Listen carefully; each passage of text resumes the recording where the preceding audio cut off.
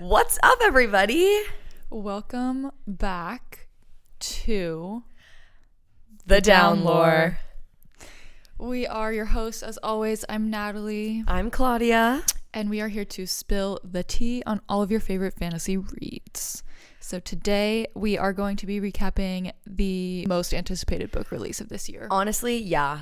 It's going to be the most anticipated book release until Sarah J. Maas releases another book. And of course, you know, we're all talking about House of Flame and Shadow. The third book in the Crescent City series. And what felt very A Court of Wings and Ruin in that it felt like the wrap up of a trilogy. Correct, which Sarah has said she originally planned this to be a trilogy. It was contracted as a trilogy, and there might be more books, but she did write this one to end as if like you could end the trilogy here and just walk off into the sunset and never need to think about it ever again and feel content. Which, of course, we will not be doing. No, I could never walk away from a Sarah J. Maas book and never think about it ever again. Are you kidding me? No, and I'm sure Sarah engineered it this way after coming up with the plan for it to expand past the original trilogy, and probably a reason why, if you're watching on video,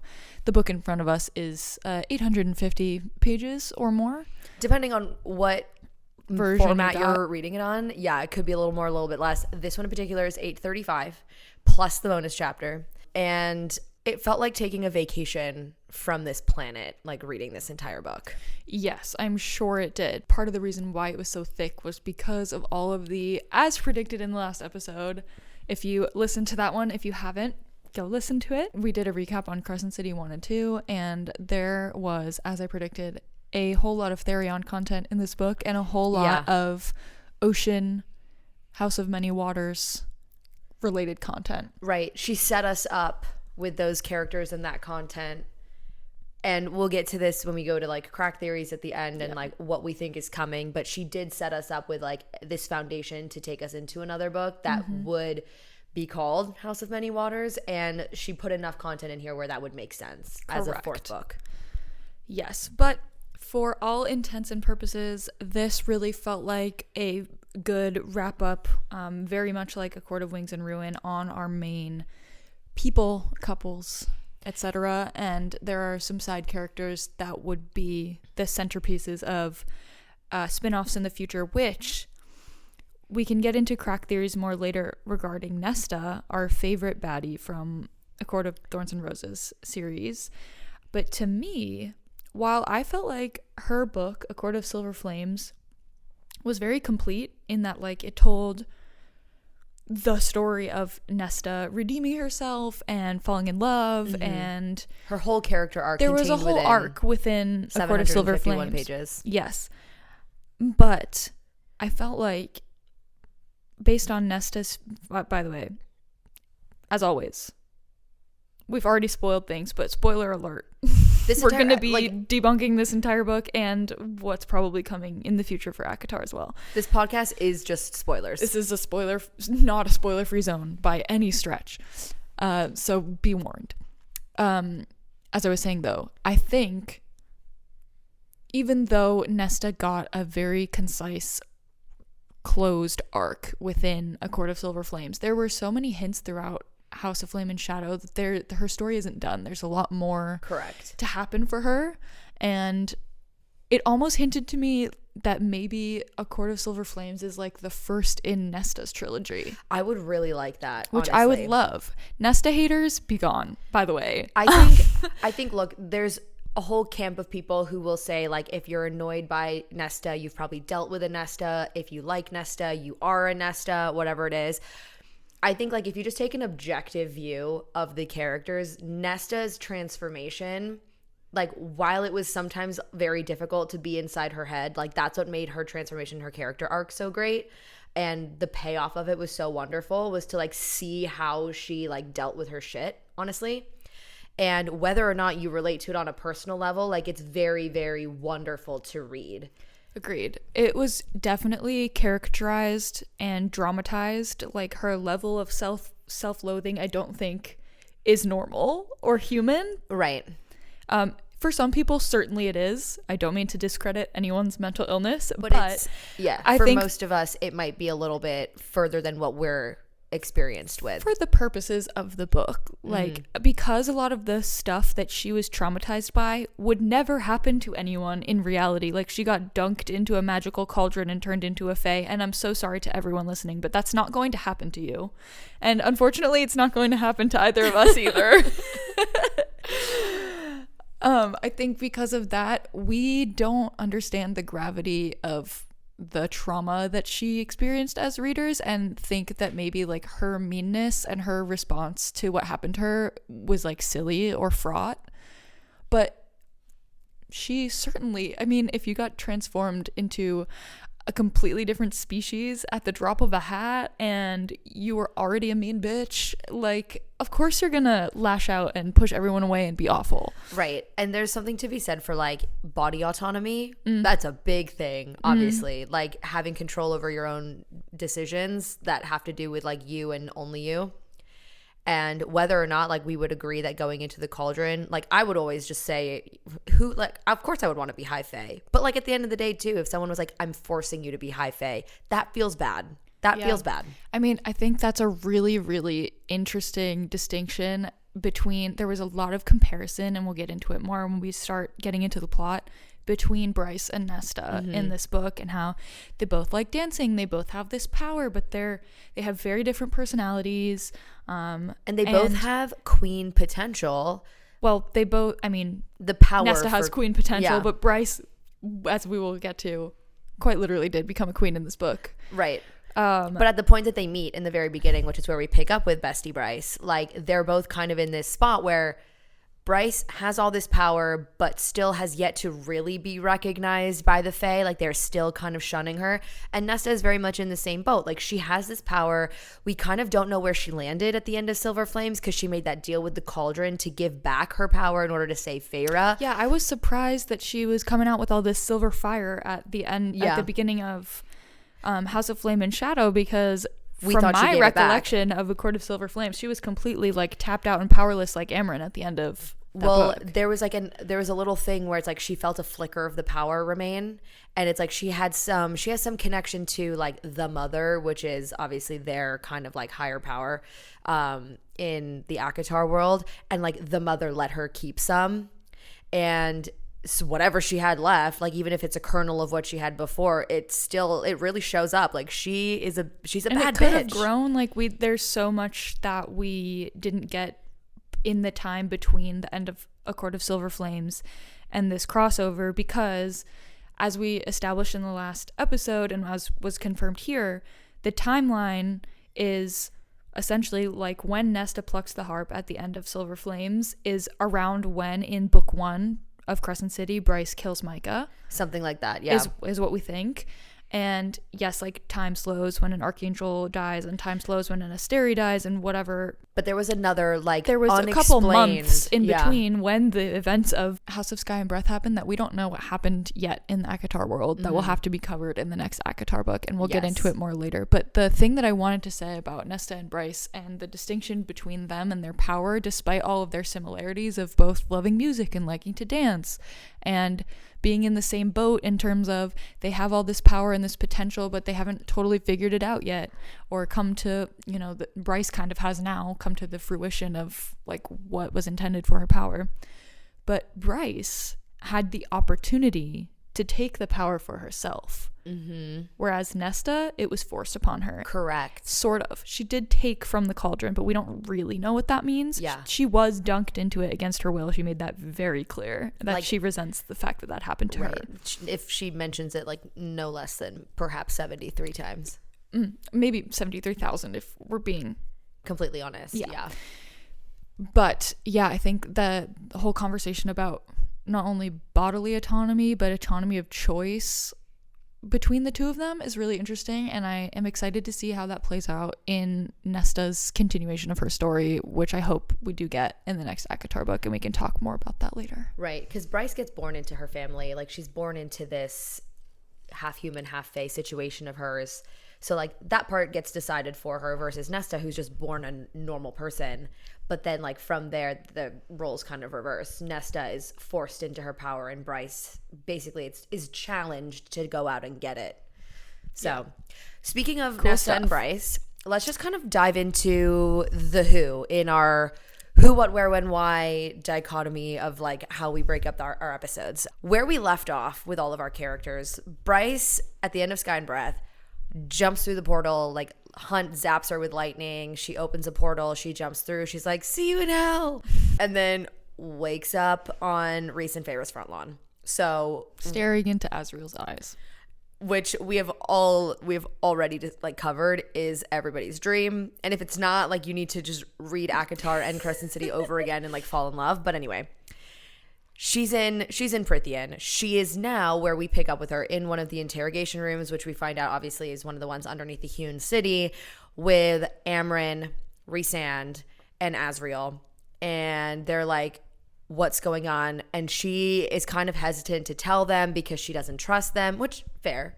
She doesn't have the history with Rhysand and Amren and Azriel that we all do as readers. She doesn't know that she's supposed to love them. I thought Sarah did that really well. I'm gonna give her props and commend her for the way that she was able to handle those relationships and not totally give in to the fan service of just making everybody besties right away, because that's not realistic. This is a very powerful person who just landed in Prithian with the Star Sword with Gwydion that's been missing for 15,000 years and speaks the Old Fae language. Like, of course they're going to be suspicious of her, and vice versa. Yeah.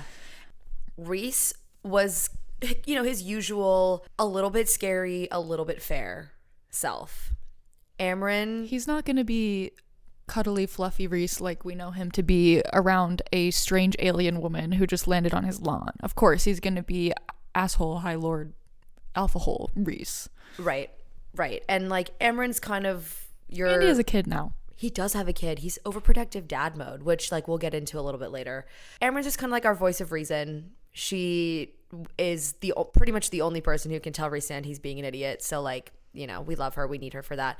And then Azriel is like the quiet, dangerous one who, like, Rhys is the obviously dangerous one, and Azriel is the one who's like, will ruin your life.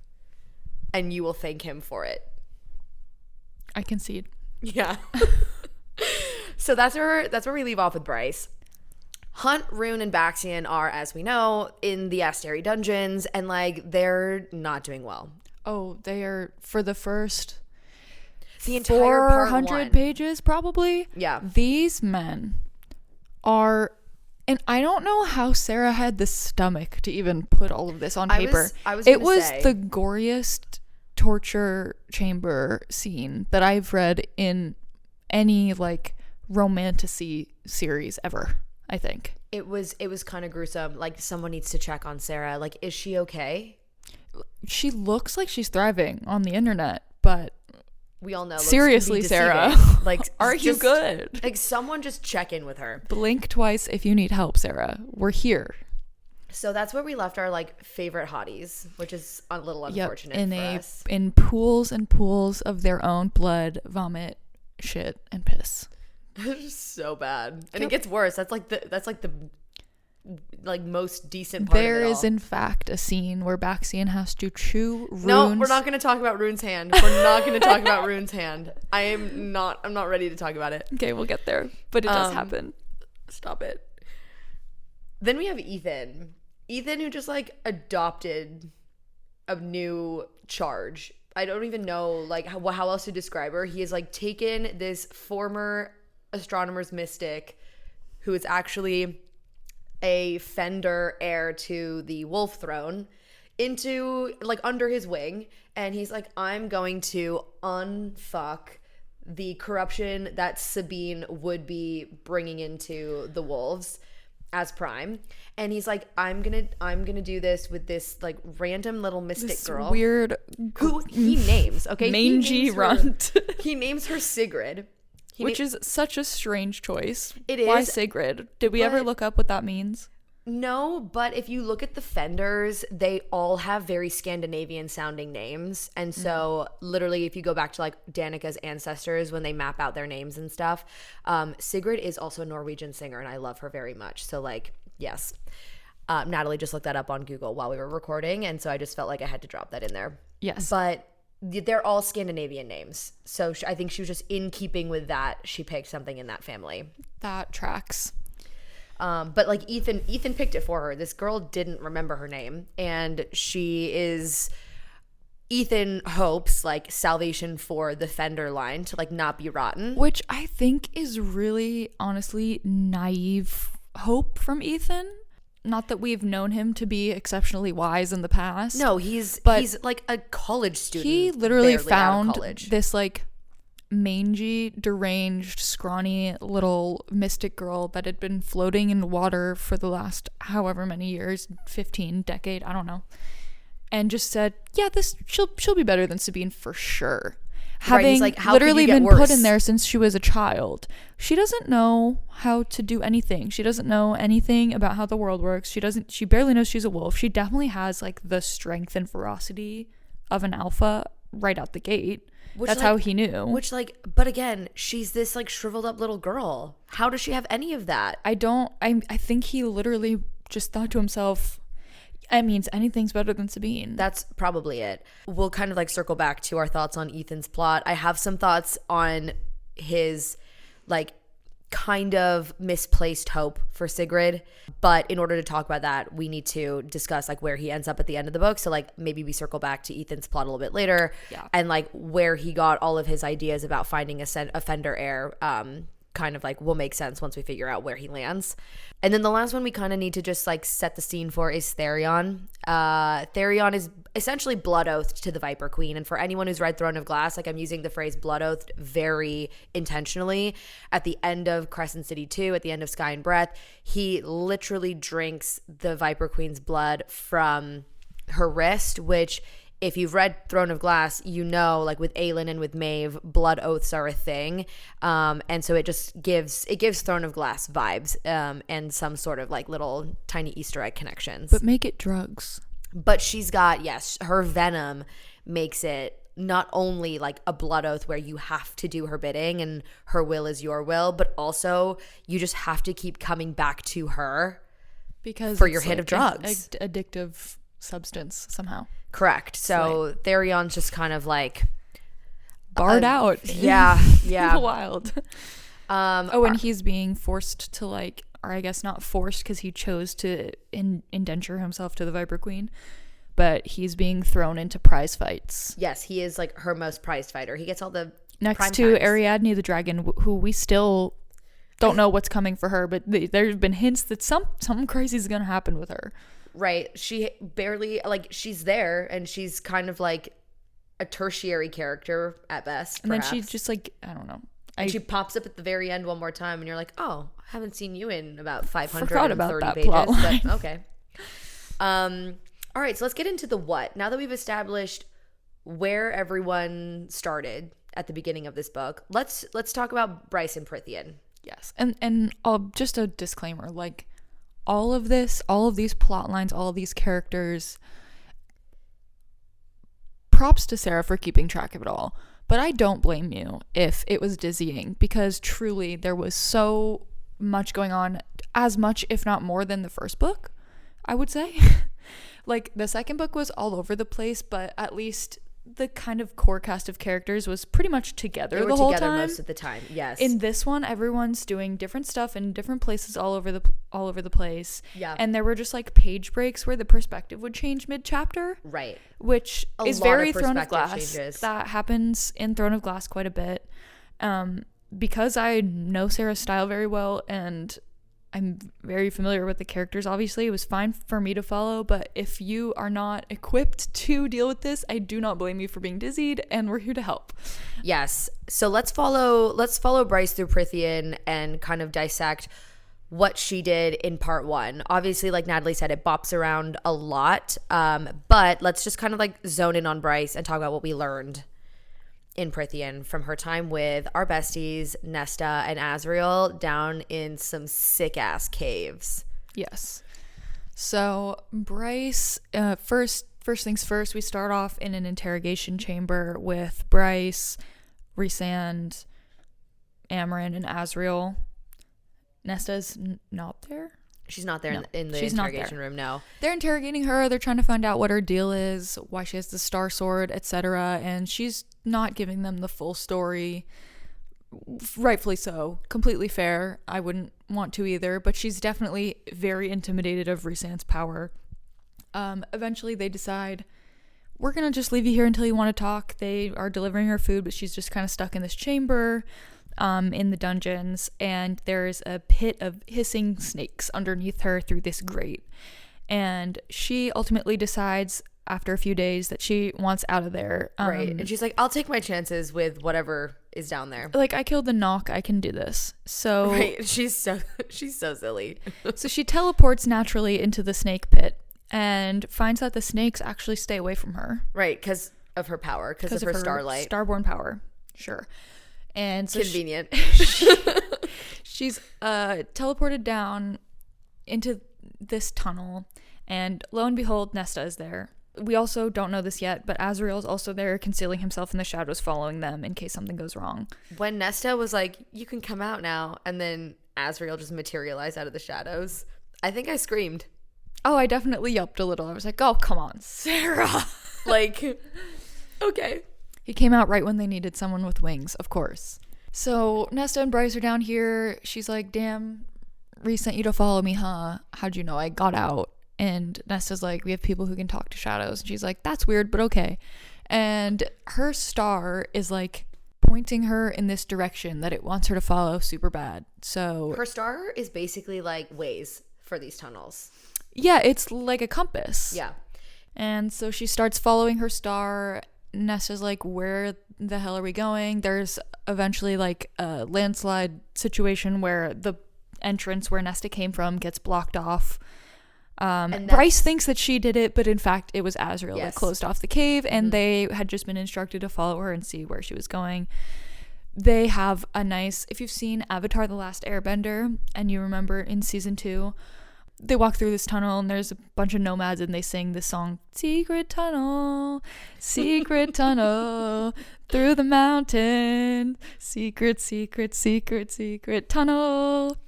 And that's exactly what happened here. It's just the three of them waltzing on down through the tunnel, following the light of Bryce's star, whatever direction it points them.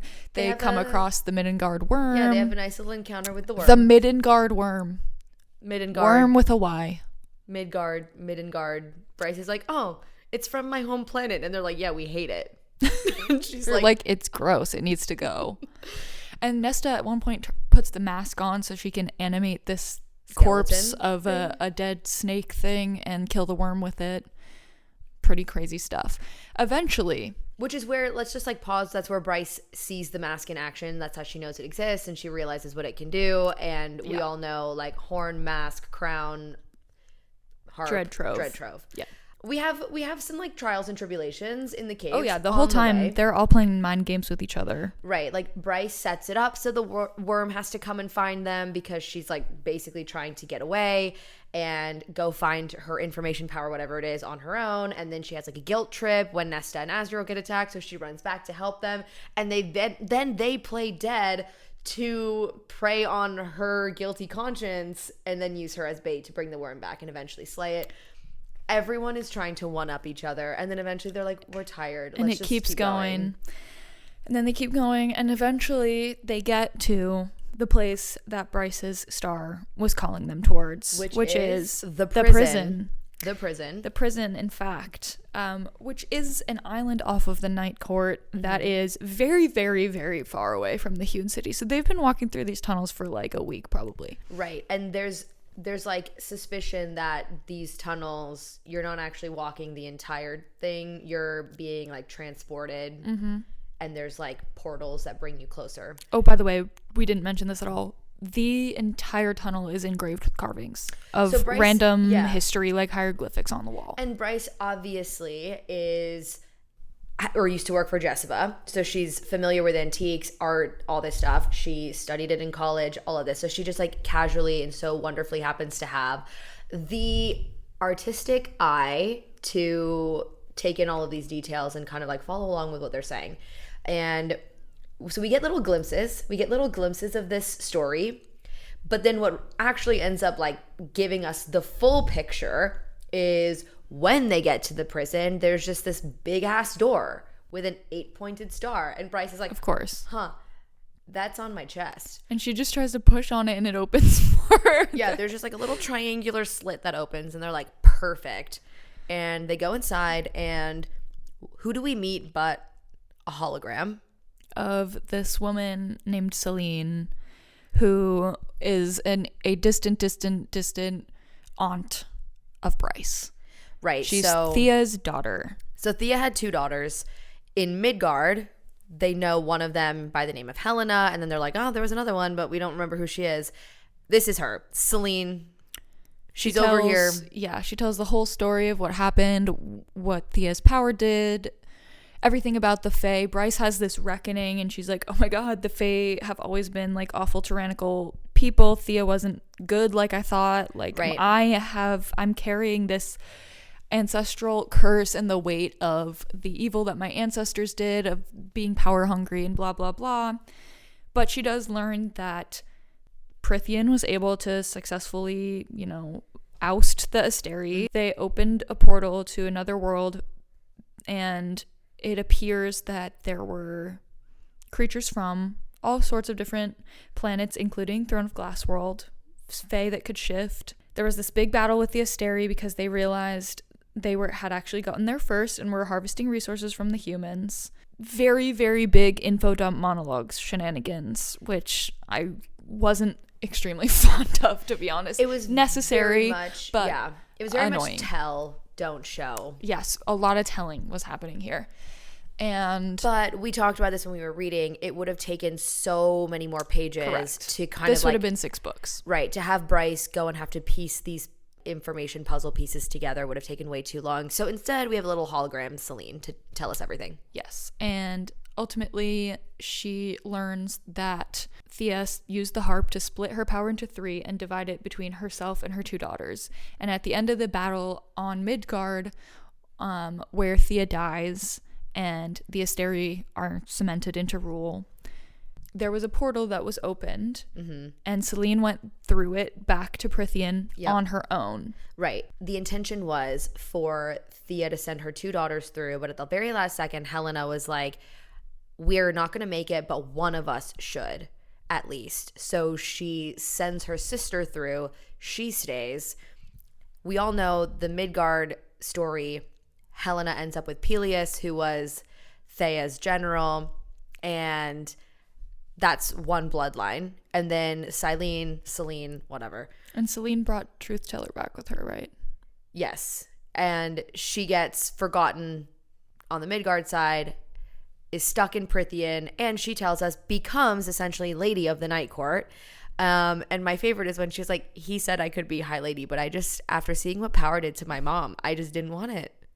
Period, I guess. I was like, okay, bestie, but sure. And so she has kids, and then she is this old Fae woman, and she's depressed, and so she leaves this hologram, and she leaves her power somehow trapped and buried in the prison. So the prison itself, she spent her time in Prythian after she got back, essentially trapping all of these really bad creatures in the prison.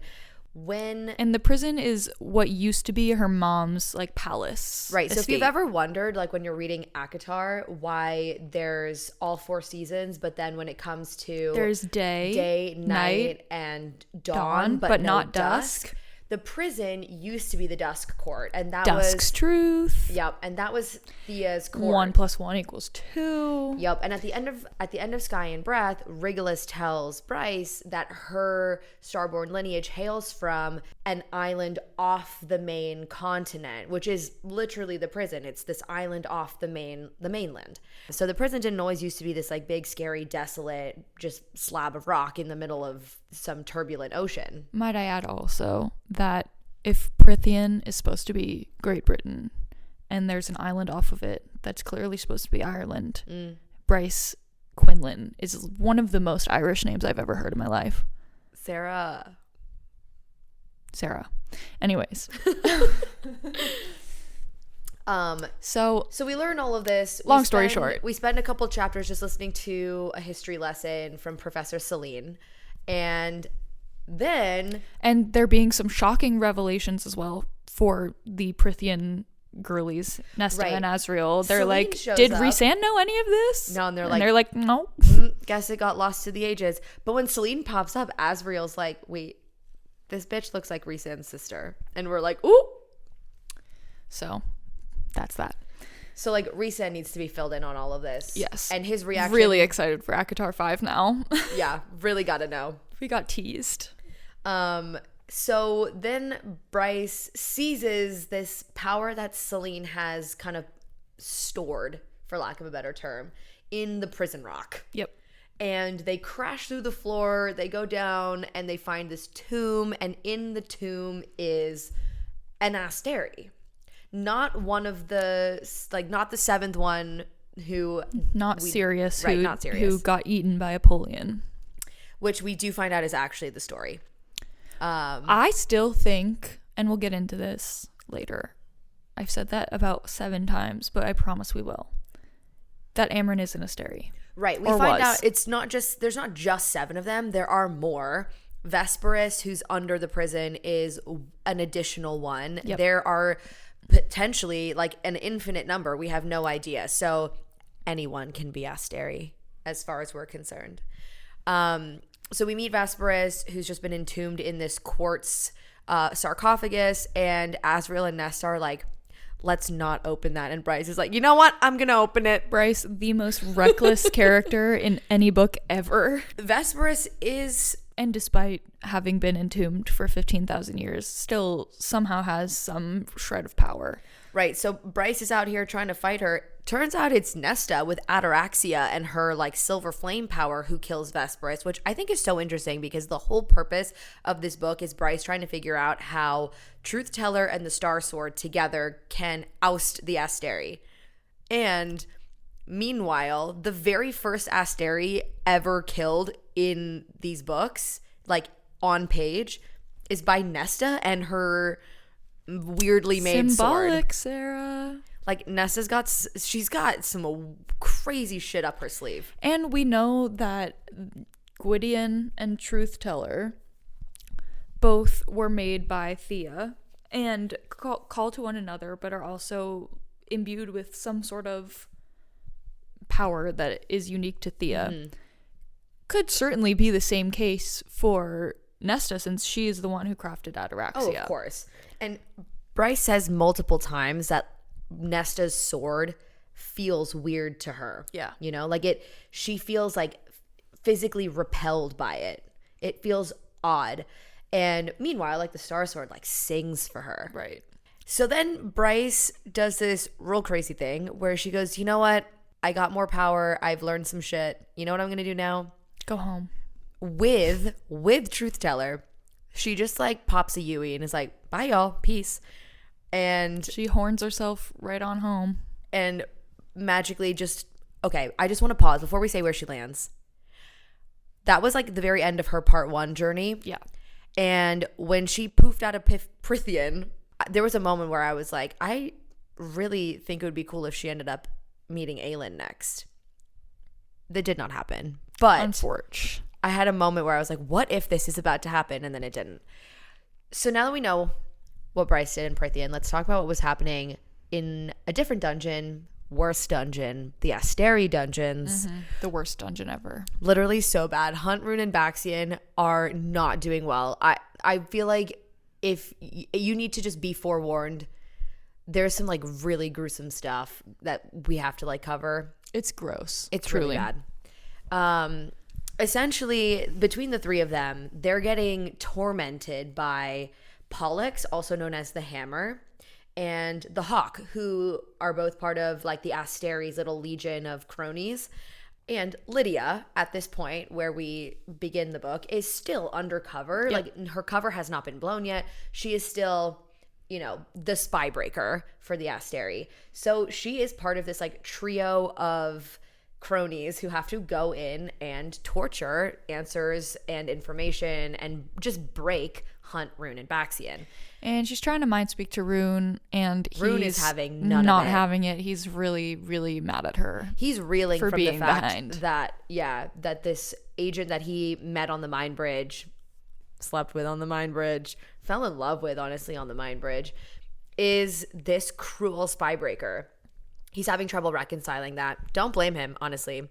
And so we'll spare some of the details about the barbed wire and the lack of wings and the Gorsian shackles and the hand chewing off. The hand and the fact that Rune had piercings and no longer has piercings. That really hurt me to read. But Hunt has some interesting conversations because he sees some shadows of his own while he's in this dungeon. And it turns out that Apollyon, Prince of the Pit, and Idas, Prince of the Chasm, both are homies from hell, just like materialized to just like chit chat with Hunt while he's down bad. And they just show up and like give him some like cryptic couple sentences. And he's like, what does that mean? Like, and they're like, why you still have the black crown on your head? He's like, what do you mean? It's tattooed on me, dumbass. Right. And they're like, you'll figure out what we mean when the time is right. He's like, I'm really sick and tired of y'all saying that. Like, he's so frustrated, and I get it. We were frustrated too. Like, we just want to know what it is that they know. And we'll get there.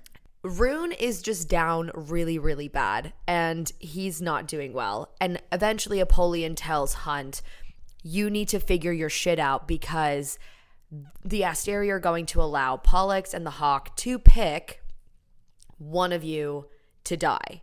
And it's not going to be Hunt because they're using him as bait. And they also want his lightning because they are trying to necromance. And somehow lightning is a critical ingredient for their necromancy. Right. So it's like between Rune and Baxian. And while they know that Bryce would be motivated by her brother being alive, they're also like, it would really hurt her if her brother is dead.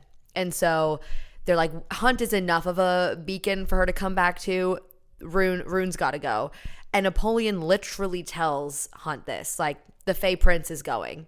Let's move on to Ethan, Therion, and our favorite Flynn, the random lordling, and our favorite computer fairy Declan. Yes. So they're all back in Crescent City. Ethan's like, okay, I'm going to try to groom this new potential prime to challenge Sabine. She's been out of the tank for maybe 2 seconds, and she is a raging bitch on wheels. Natalie and I were texting each other, and we were like, they're gonna end up mates, aren't they? Thank God that did not happen. I don't like her. In fact, the opposite. Quite the opposite. The opposite took place. And then Ethan is like, Therion, what are you doing? And he's like, I'm literally blood oathed to this Viper Queen. Like, I can't leave. He's like, yes, you can. He's like, no. Babe, you have free will. Don't forget. And he's like, no, I'm addicted to her. There's venom. And Ethan's like, that doesn't make any sense. He doesn't even have to say there's venom because he's on the venom and he's like slurring his words. He's rolling. As a recent college graduate and a person who went to a big school with Greek life, this was a very visceral part of the book for me to read. Just the vision of the most disgusting fraternity suite room you've ever seen in your life with some random guy just like cashed on the couch slurring his words. I was like, I think I've seen this film before and I did not like the ending. No. Get me out of here. That's so fair. Ethan's like, you know what I'll do? I'm gonna barter for your freedom. So he makes a deal with the Viper Queen, and the Viper Queen's like, okay, you participate in one fight for me, and if you win, Therion gets to go free. Yeah, these are fights to the death usually. Correct. Right. So like, if he loses, he is, again, A, dead, and B, Therion is just forever indentured.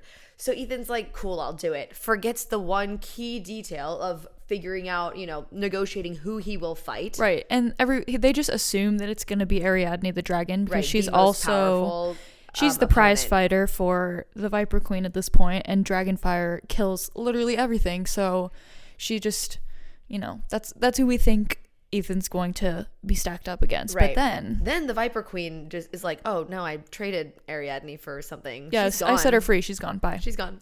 We're like, oh, okay, bye. And she pulls a fast one, and lo and behold, has to fight Lil Siggy, the Fender heir.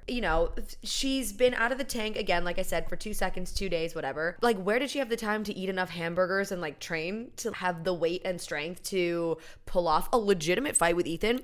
Couldn't tell you, but she does. That's what was going through my head.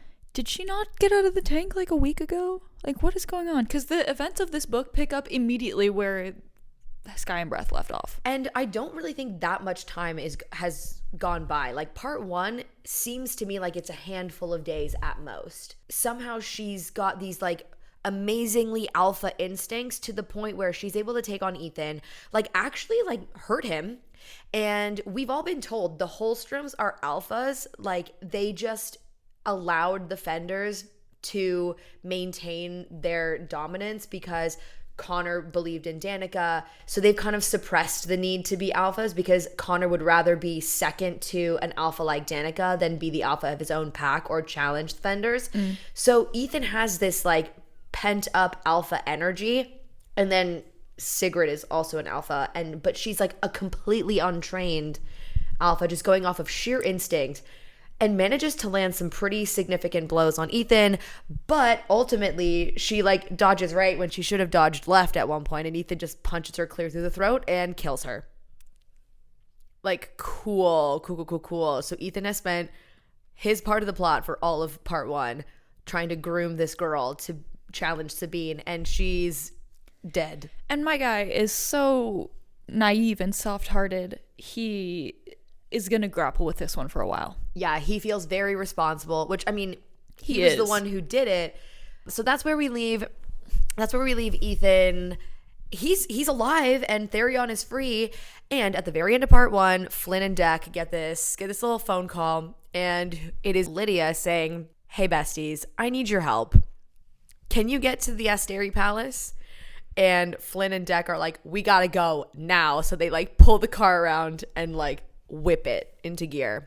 Also at this point, Lydia she's been scheming and conniving. She went and found the Queen of the Sprites, Erithis. Any of the above will fly. Let's go with Erithis. Erithis. She has been trapped for a century in this little crystal orb, the same kind of way that the other fire sprites were with the astronomer and Ariadne in the ring. And she's being kept where the mystics are, in this like secret basement of the Asteri dungeon palace. Right. We kind of get glimpses of the scheming that she's doing. She's like, "I'm going to set up a distraction." And she gets Erithis to help her plan a distraction so the Asteri are looking the other way, while she commits the ultimate act of treason that will eventually out her to break out our little trio of hot men. Long story short, there is a big old jailbreak scene involving Lydia straight up shooting the Hawk in the head in the elevator. Loved it. While she's literally, I think, bringing Hunt, Rune, and Baxian up to watch Rune get killed in front of the Asteri. Yep. So they're being escorted out, and we know what's going to happen. And so Lydia hijacks them. She kills the Hawk, and there is a armed artillery jeep waiting for them outside. Right, Baxian takes the machine gun. The rest of them are all sitting in the jeep. Rune is down bad. Rune is barely coherent. He's barely coherent. They have pushed him to the brink. He is just like in the front passenger seat. And also he's missing a hand at this point. Like handless. I told you I don't want to talk about Rune's hand. I can't. It's too painful. Anyways, so they're like, we also learn at this point that because of Lydia's double agentry as Daybright, Ophion, the human rebels, had an alliance with the Ocean Queen, okay? So remember that submarine? Love the depth charger. Great memories on the depth charger. And how it was called, where there was just this white stone that like got dropped in the water and it appeared. So the depth charger is en route It's en route. Thank you, Lydia. No thank you to Therion. You're worthless.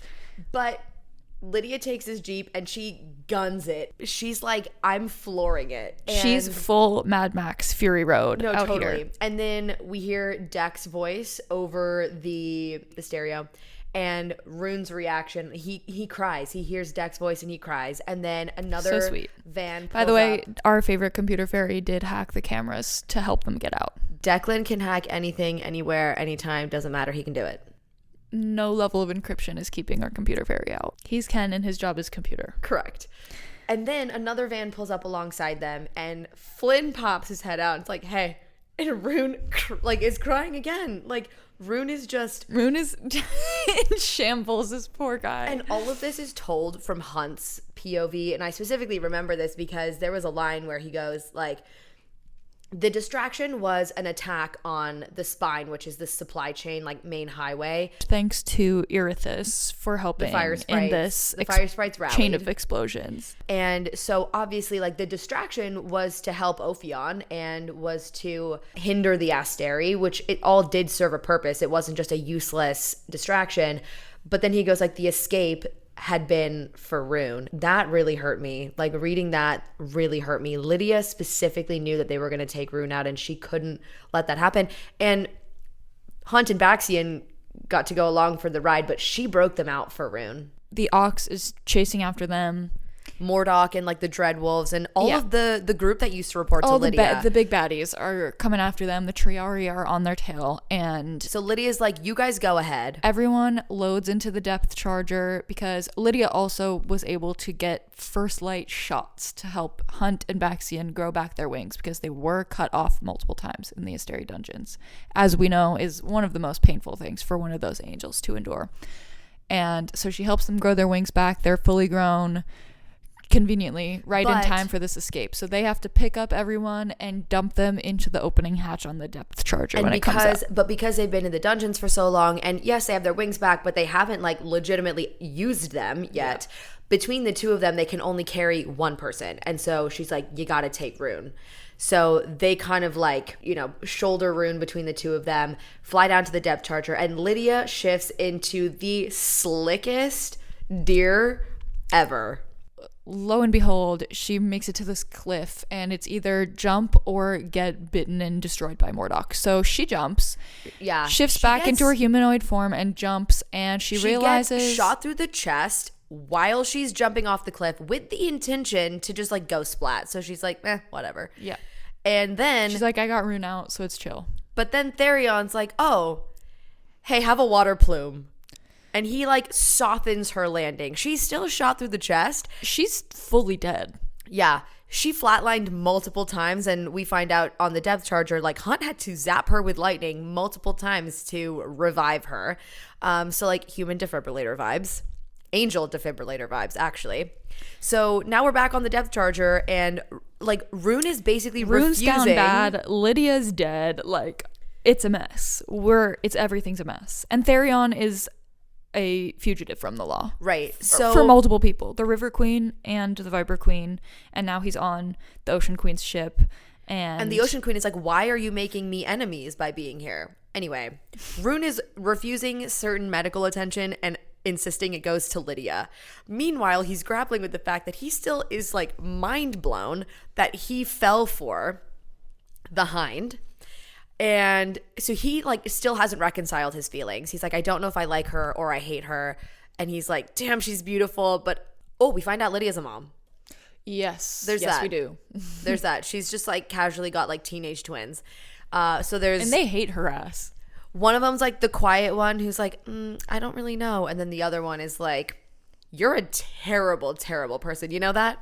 The quiet one is, he's not quiet per se. He's like his name observant. Is Bran. His name is Bran. And the other one is named Actaeon. Actaeon? I don't know. I think it's Actaeon, but they call him Ace. Right. Okay. So we'll just call him Ace. Ace is the one that's chewing her out for being a horrible person and for leaving them. Right. So But they have great foster parents on this boat. Okay. While all of this has been going down, Bryce has poofed back into Midgard, much to my chagrin, because again, like I said, I was really hoping she was going to go meet Aelin. Straight into none other than her daddy's house, the Autumn King. Bryce lands directly in front of the Autumn King in his study. They have a contentious relationship. We all know this.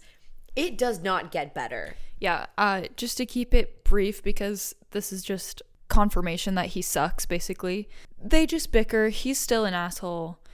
She lands there and pretends she did so unintentionally, but secretly all along knew he would underestimate her, knew she had this new power, wanted to do a little bit of digging and research of her own. And knew that he'd been doing research of his own on the planets because of his orrery. And she ends up locking him downstairs in a closet. Steals his notebook, steals his diary. His notebook, steals her star sword. he's also like sent all the guards away. He's like, let's just have father-daughter bonding time. And she's like, I hate you. And she takes his stuff, locks him in a basement, and dips. Yes. And I would like to pause. I was hoping when I started this book, and I think we all kind of had some suspicions, like maybe the Autumn King has been working on something secret and is going to come in handy in the third book to help Bryce. So I was hoping he would have some sort of purpose to help He's just her. an opportunist, though. He's not conniving against anyone. He's only conniving for himself.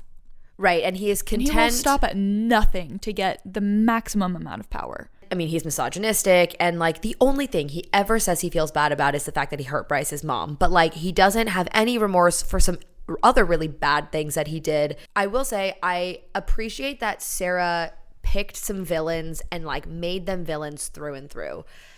Obviously with Lydia, we thought she was this like really terrible spy breaker, torturer, and then she turns out to be a rebel and ultimately everything for Rune and everybody else, and just an overall badass in their favor. But the Autumn King is just a bad guy, and he stays a bad guy. He's still bad. She locks him in this closet. This one's for all of you who doubted Hunt and Bryce's relationship. Are you joking? Please be serious. Anyone who thought anything other than Bryce and Hunt being endgame, I want you to take a long, hard look in the mirror and ask yourself why. So she pops into this meeting where the Ocean Queen has called Hunt and Therion. She's berating everyone. Everyone's gathered in this cafeteria, and she's like, y'all, you guys brought my enemies to my doorstep by being here. What is y'all's problem? And she's pissed at Lydia, and she's pissed at Therion, and she's just mad at the whole situation. And she's a scary, scary, tiny lady.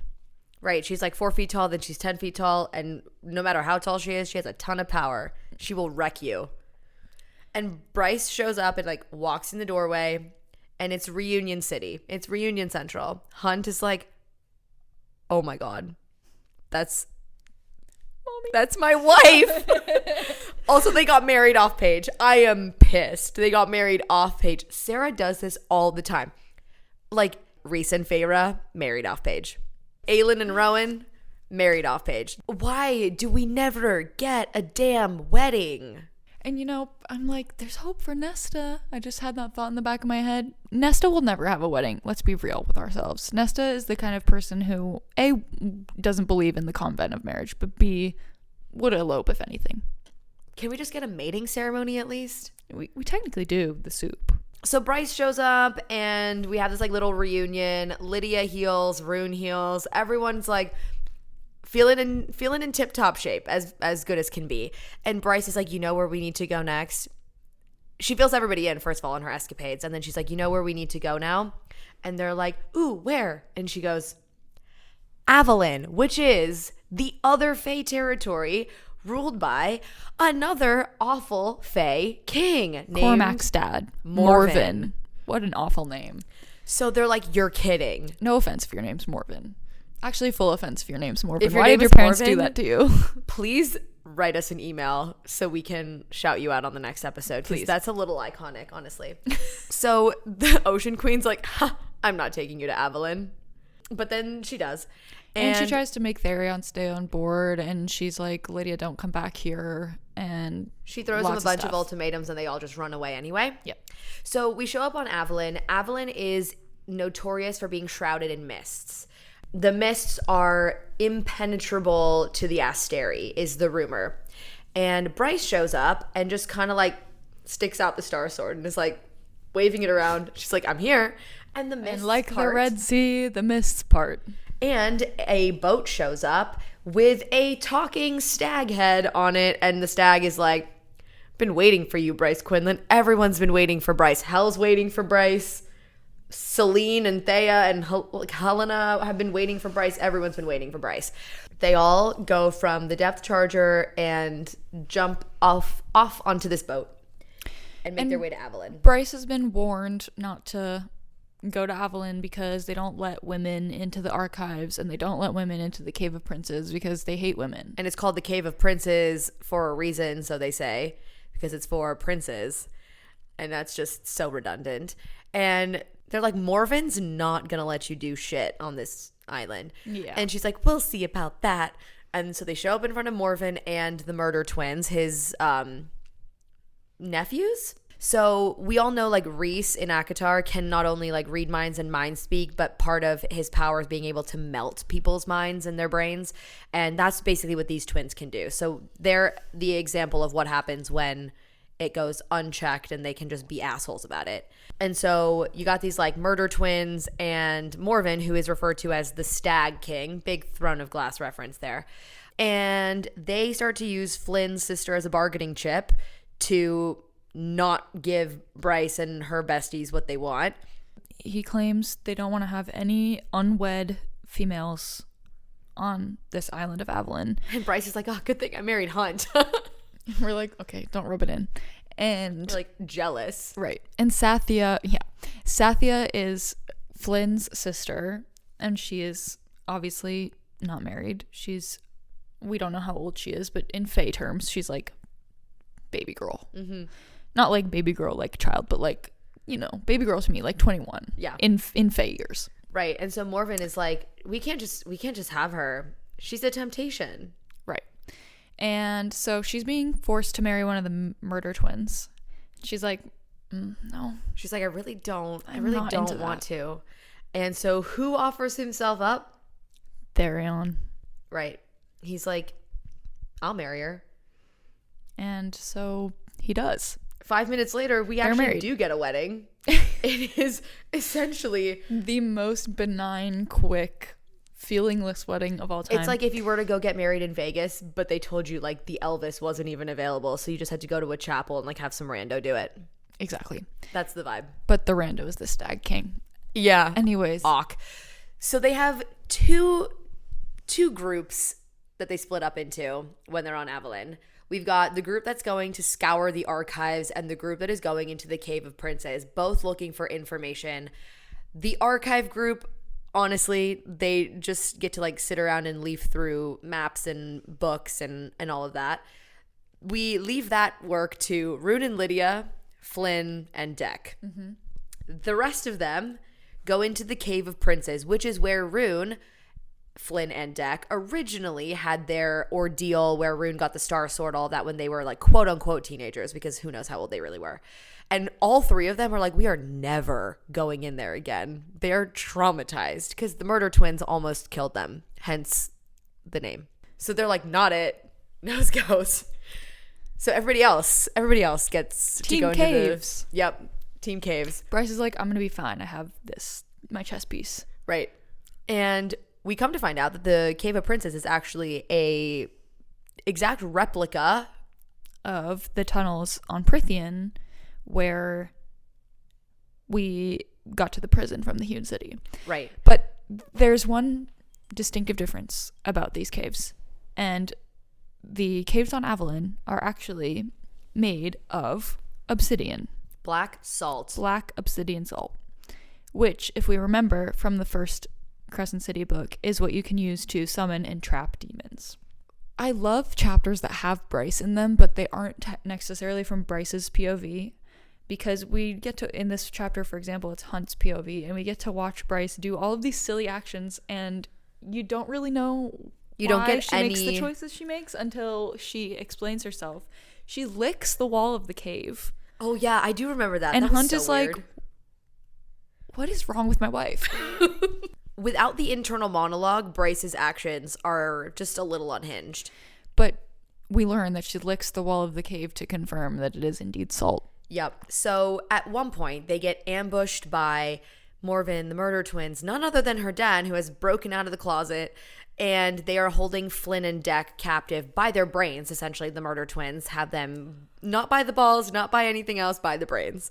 Bryce like blinds them or something, and they start running. They are just dashing through the cave towards where the star is pointing. And she's long story short, she's like, I've been here before. I know the directions. Yeah, so they all follow her, and they end where they're up going. They get to this room at the exact same door, the door with the 8-pointed star. And she's like, there's gonna be a triangle right there. They waltz right through, and they end up in this room. This one's a little different. This one has an 8-pointed star on the floor, and it has 2 slits at either end of like 2 of the points of the star. And there's a bowl. And there's a salty stream somewhere in this room somehow. And she's like, well, guess I should just drink the salt and see where it takes me. And so she and Hunt take the bowl, and they, after arguing for a second about it, they both drink the salt. And Right. where do they end up? In having hell, a little like mind kumbaya with hell. They're like not physically in hell, but they're like daydreaming with the princes of hell. And it's just the three: the prince of the pit, Apollyon; the prince of the ravine, Thanatos; and our the prince of the bestie. chasm, Adis, our bestie. And so they're all sitting there, and this is the scene in which we get yet another long info dump, where we learn finally where Hunt came from and what he is and what they've been implying, because he's like, y'all, you've been teasing me for so long, you better tell it to me straight. Yeah, where like, did I come from and what am I? Stop yanking my chain. Even Bryce is like, for God's sake, put us out of our misery. Right, because he doesn't know who his dad is, and it ends up not mattering. It's a random person whose name I forget that starts with an H. Hunt is essentially a test tube baby in a sense, in that like Apollyon and Thanatos did some stuff. Hunt is a science experiment at the end of the day. They got this Asteri scientist who was researching Thunderbirds, which we come to find out were a project that Hell had spearheaded to create beings that could just wield energy, knowing that any descendant of Thea and Helena would need an energy source, like Bryce always says, to fuel her up, power her up, like treat her like, you know, a battery. Light her up, if you will. Correct. And so they started creating Thunderbirds for this purpose. The Asteri caught on and started having them executed right, left, and center.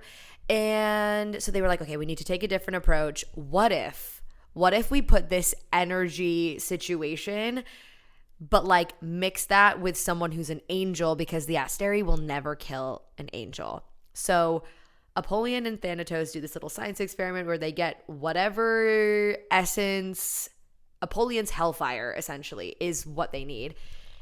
And hellfire is just Hunt's lightning. It's just the name for it. Right. And get it to this scientist so that he can go and have a little bit of fun with an angel and figure out how to create a baby.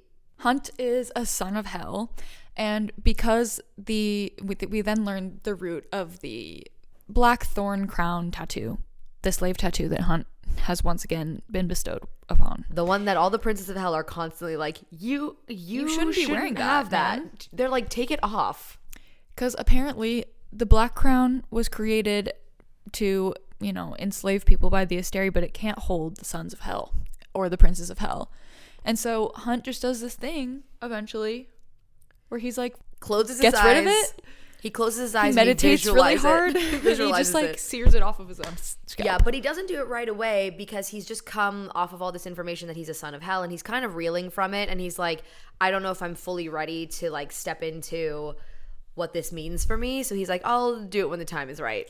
But anyway, he learns basically that his entire reason for existing is to power up Bryce, and he's like, oh, I'm just Ken and my job is Bryce. Makes sense.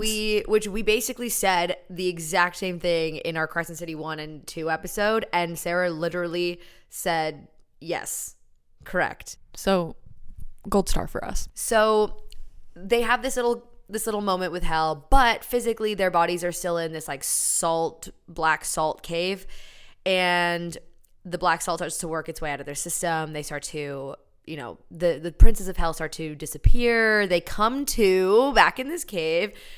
Mega fight is happening in the cave. Shit's going down in the cave. Between the murder twins and the kings. Big fight. This was one of the most gratifying fight scenes in the book, I think. Bryce uses what she discovered that she could do in Prythian, which is called Starfire, I guess, where she concentrates her star light into a laser pointer, basically. So she's just lasering around, and ultimately she ends up fighting Morven and the Autumn King at the same time because they just really want her dead so bad. So they're trying to kill her. And the only people who are like not present in this cave right at that moment are Rune and Lydia, because they were like over having a moment in the archives. And then eventually they're like, we should maybe go see where everybody is. So they are now, as we know, like traipsing through the Cave of Princes. Oh, forgot to mention.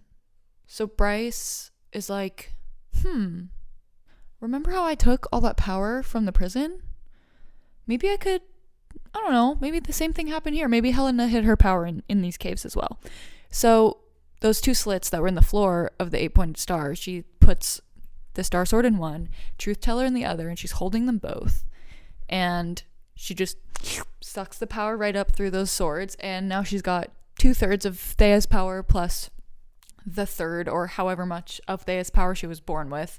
So she's like basically fully loaded. Yeah, now. she's got both of the weapons, and she's ready to fuck some shit up. Right. She is out here just like going after them, and then there's like one little moment where she like is slightly exposed and it looks like she's about to get impaled, but before her daddy can kill her, there's this like burst of light, and Rune ends up in the cave. And what does he do, Natalie? He stabs the Autumn King right through his heart. In the heart. And that was one of the most, like you said, gratifying moments. And then Morven is like, so what are you going to do? You're going to kill me too? Like, that's not very fair. You're always talking about fairness. And she was like, you know what? It doesn't matter. And she goes, one of my favorite lines. Such a good line. She goes, I am your judge, jury, and motherfucking executioner. And just cuts his head off. Yep. So anyway, Love. big slay. Then all of a sudden, ALLLL is healing. ALLLL has healed. They are propelled through the cave from this 8-pointed star, and ALLLL is no longer the like barren gray land that it was when they went into the cave. It's now lush rolling meadows and hills. And they're like, what just happened here? And they're talking about how like flowers are blooming and trees are growing and it's like green and wonderful. And there's a moment at the end of Kingdom of Ash and Throne of Glass too, where like Aelin returns home finally, having obviously won the battle and everything's like right in the world. And symbolically, there's this flower that hasn't bloomed in a really long time, like in years, because there's been so much corruption and everything's been not right. And at the very end of Kingdom of Ash, it blooms for Aelin, and so it feels very much like that same kind of vibe where flowers are blooming for Bryce, and it's kind of like divine. So ALLLL is healed. Bryce literally healed the land. Everything's going to be okay. The calm before the storm. Now, switching gears. We have, back in Crescent City proper, Ethan is working for Jessica. Right, because he ditched Flynn and Deck and Therion at the last minute when they were like heading out of town.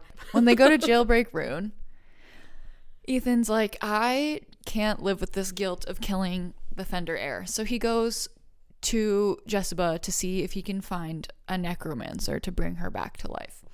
And throughout this scene, we get him being employed to mysteriously pack up some boxes for Jessica. Don't really think much of it because Jessica moves in silence.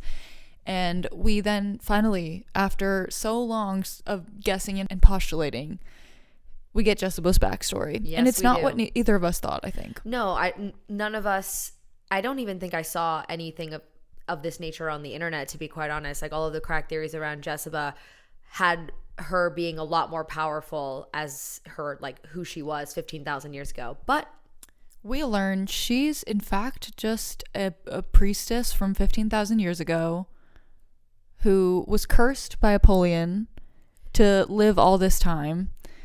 And she was actually there the day that the Library of Parthos was going to be destroyed.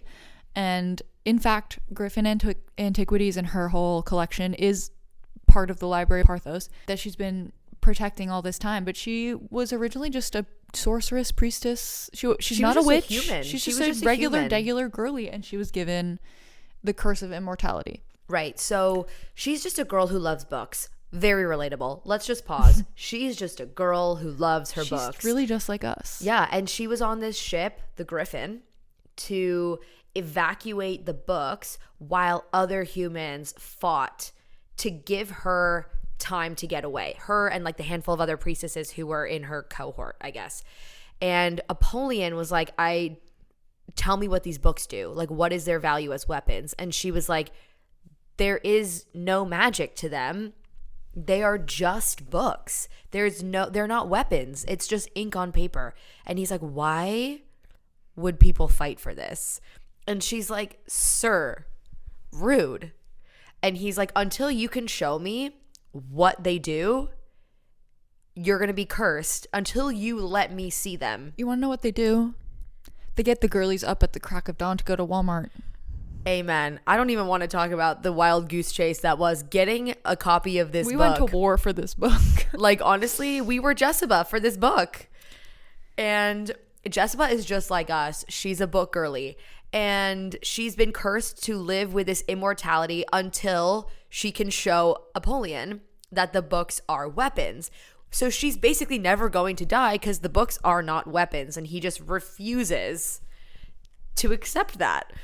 And so she's been trying this entire 15,000 year existence of hers to figure out how to just let herself die. But she also is like, it's not so bad because these books need to be guarded by somebody, and I need to make sure that I have someone here that I trust to take care of this library when I'm gone. Right. And that will come back into play later. It's not Ethan. It certainly is not Ethan. But he is packing up some of her shit. But someone who does show up by the way, they are in the House of Flame and Shadow headquarters in Crescent City right now doing all this. Who shows up? But our dear witch queen Hypaxia, who is no longer the witch queen. She's been ousted by the general that we heard whisperings about in the first two books that didn't like her for some reason. And remember, Hypaxia was trained by necromancers and dead ghosts. And her dad is a necromancer. That's how she has the talent. And she has necromanced. Is that a verb? She has necromanced with Ethan once before. So when Ethan was like, oh, I need a necromancer. Sir, did you not have? Like, what is your attention span? Goldfish. So he goes to Jessica and Jessica delivers him the necromancer. He should have just asked in the first place. He's just the snack that smiles back. He's got no thoughts, just vibes. He's just a sunball player. Exactly. Captain. Sunball captain. Sure. But, to be sunball captain versus Captain Whatever versus Bryce Quinlan, captain of Midgard. Big differences in IQ and war strategy. So Hypaxia walks in and Jessica's like, you two, go experiment. And so they do. They get Sigrid out of the morgue. Hypaxia necromances her, and she decides to become a Reaper rather than come back to the land of the living. A Reaper to live under the Underking. Who is the head of the House of Flame and Shadow. Right. He's head honcho, and we also learn that Jessica is his second in command. Slay for her, honestly. Good for her. She's just an immortal human, as much of an oxymoron as that sounds. Mm-hmm. Now, this whole time, I don't even remember when we learned this, but we learn that, in fact, the Asteri have poisoned all of the water on Midgard, from the oceans to the aqueducts and irrigation systems, with this parasite that forces people to make the drop so that they can feed off of the first light. And Hypaxia needs to find a cure for this parasite so that Bryce and the whole gang can unlock their full power and overthrow the Asteri. And so apparently the only source for this power is a Thunderbird. So they need to go find Sophie Renast's body because she was a Thunderbird, so that they can necromance her, take some of her thunder or her lightning, and use it to make this antidote. And so they're like, we need to find out where her body is. Jess was like, let me make some calls. As is her answer to most things. She's like, my people will call your people. And she's like, she comes back and she goes, the body's on ALLLL. Great for our plot. So Ethan and Hypaxia are like, road trip. They show up to ALLLL. Well, first there's a quick detour. First, Asphodel Meadows, where all the humans live in Crescent City, gets bombed by the Asteri with brimstone missiles. And lots of people are dead. Bryce's whole family, Ember and Randall, they're fine. Obviously. And Emil, Sophie's brother, who's now named Cooper, he's also fine. They get taken to ALLLL, actually, to be right, because safe. The mists protection. The mists protect them, but we learn it's actually not the mists that are protective of ALLLL. It's the black salt caves. Keeps the Asteri away, and it's like bug spray for the Asteri. Right. And for demons as well. Right. Even though it lets you mind commune with hell. The science is not sciencing, but that's okay. This is a Sarah J. Maas book, not, NASA research. So right. So basically everyone shows up to ALLLL. Yeah, so everyone's there. They learn, actually, because ALLLL came back to life and, the caves crumbled, a lot of stuff has gotten skerfuffled around, and Sophie Renast's body is now somewhere buried where the Autumn King and Morven are. Like, yes, deep under the ground. She's not available. But because we just learned that Hunt's lightning is the same lightning that a Thunderbird would have, Hunt donates his lightning to the cause.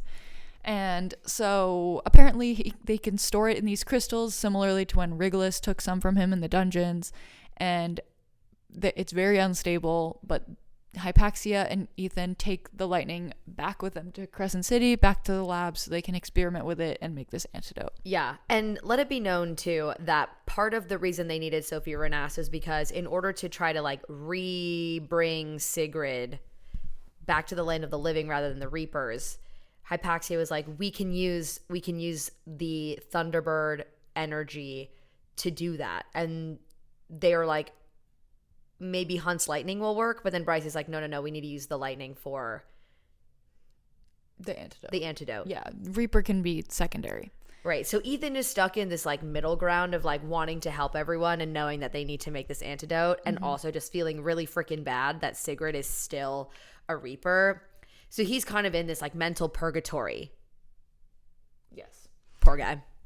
But he's also the first test subject for the antidote when Hypaxia ultimately does get it made. And so when he takes it, he suddenly has ice power. Yeah, it unlocks and the magic. And he can like shift instantly. Like he is 10 times more powerful. Yep. Plus he has elemental magic. And we all know that there are Fae in Aylin's world. All of them have elemental magic and have a shifter form. And we know that the Asteri kind of bred their shifters to wean them out of their like Fae, like their obvious Fae traits. So they think they're just shifters, right. But they are actually descended from the group of Fae that came over to Midgard from Aylin's world. So if you are familiar with Rowan, Gavriel, Fenris, all of our favorites from Throne of Glass that can shift into different animal forms, Ethan is just... all the wolves are just they're just that. And so his magic manifests as ice magic, and he's like, whoa, this is fucking cool. Right. And so then he is like still kind of grappling with what to do about Sigrid and this new magic, and he wants to go tell the Den of Wolves the big whole truth of everything that's gone down. And that he has this hope for the future in the Sigrid Reaper. Mm-hmm. So he goes and he tells the Den everything. And lo and behold, Sigrid shows up. She's not interested in this situation. Sabine and the astronomer. Yeah. Sabine and the astronomer are there. And Ethan tells them about the parasite. The Den is all shook up about it. They're not into the idea of having their power sapped. But then Sabine shows up and shows them that, in fact, the Fender heir that he's speaking of is a Reaper. And then the Prime, the old Prime, the old-ass man who Sabine has been waiting to croak for so long, comes and is like... strides into the meadow. And he's like, I'm not really into Sabine ruling here, and, I had hope for Danica, but Ethan, I think you're the hope for our next generation. I'm with you. I think your heart is in the right place, so I name you my heir. And Sabine is and then Sabine kills his ass. Yeah, Sabine flies off the handle and kills the Prime, which he basically already made Ethan the heir, so by killing him, she's just retaliating. She's retaliating. She's locking in his decision and not giving... Correct. And now she has to face Ethan for Prime instead of the old man. Right. Dumbass. Right. And so Ethan and Sabine have a little kerfuffle. And long story short, Sigrid sucks out the astronomer's soul because she's a Reaper now, like a Dementor basically. Yeah. And Ethan kills Sabine. Yeah, so Astronomer gone, Prime gone, Sabine gone, Sigrid off in the wind. Off sucking souls somewhere. We don't know. So that's great. And then Ethan and Hypaxia. Ethan's the Prime now. So wow. Ethan's Prime, and he does not know what to do with himself. He is struggling because he thinks he keeps messing up, and then suddenly he's been given this huge, huge burden, but should be kind of like a reward. It's like the most ultimate promotion. He's like, I just want to talk to my brother, Connor, who's dead and has been since page about 62 of the first book. Yeah, and there's keeps being this repeated mantra of like, make your brother proud, make your brother proud. Mm-hmm. So he wants to see what Connor thinks about all of this. So Ethan and Hypaxia go to have a little chit chat with the Underking, which anytime someone goes to talk to the Underking, it never goes well. Mm-mm. You don't drop a death mark into the river and take a boat across the Istros to the Bone Quarter and come back unscathed. Right. The intention is you don't come back at all because the Underking is psychotic. But this is where we learn about the truth of where the shifters came from, that they all have elemental magic. And remember, Ethan has now taken this antidote and he's like, he uses ice magic to basically freeze the Underking, and then Hypaxia just hits him with a hammer or something, and he shatters and he's dead. Yeah. And the Underking explains to Ethan his whole Fae lineage, and then implies essentially that, or he says straight out that like Erd in the Crescent City world is the same thing as Word from the Throne of Glass world, with word marks, word stone, all of that. And the Underking says that the void where he came from, like his people, invaded this other planet where word is fate. And the Underking is basically Valg, is what we learn. He's Valg. It tracks. Which is where Maeve explains that the Valg came from this void, where there is no light, it is all darkness, and they popped up into Aurelia and are just feasting. So the Underking sells, basically sells out all the information about himself and then gets whacked. Correct. And who replaces him but our very own Hypaxia, because Jessica says, if you break it, you buy it. And you kill it, you become it. So she killed the Underking. So therefore, she becomes the head of the House of Flame and Shadow. So now everyone in this entire book is conveniently the royal or head of something. Right. We have Ethan as Prime of the Wolves. We have Hypaxia as the head of House of Flame and Shadow. And we have Bryce as the queen of all of the Fae on Midgard. Because she killed both of the kings of Avalon and Valbara. Which is the fulfillment of Rune's prophecy that end the royal of the bloodline would end right with there. him. While Ethan and Hypaxia are having this tender moment with the Underking, Bryce and Hunt and her parents go up to Nina, who knows, which is basically like a city on the Arctic Circle, and it is right off of the infamous Northern Rift. And the Northern Rift is where Hell's armies have like been slipping demons into Midgard one at a time to wreak havoc and be silly. By the way, during the salt meditation that they did, salt meditation, I'm so dead. They strategized, and Hell was like, oh yeah, our armies are ready. Just call us. Just give us a ring and we'll be there. Yeah. And so they pop up to the Northern Rift. It's cold as shit. They are freezing. Snow everywhere, and everything is white. So they don't see the Harpy approaching. The Harpy who was killed in the last book, that the Asteri have necromanced, and her wings used to be black and now they are white. And she has no thoughts, just kill. Yeah, she's like a husk of the Harpy with orders, and that's it. They take her out, no problem, but they're like, uh-oh, this doesn't bode well for the rest of...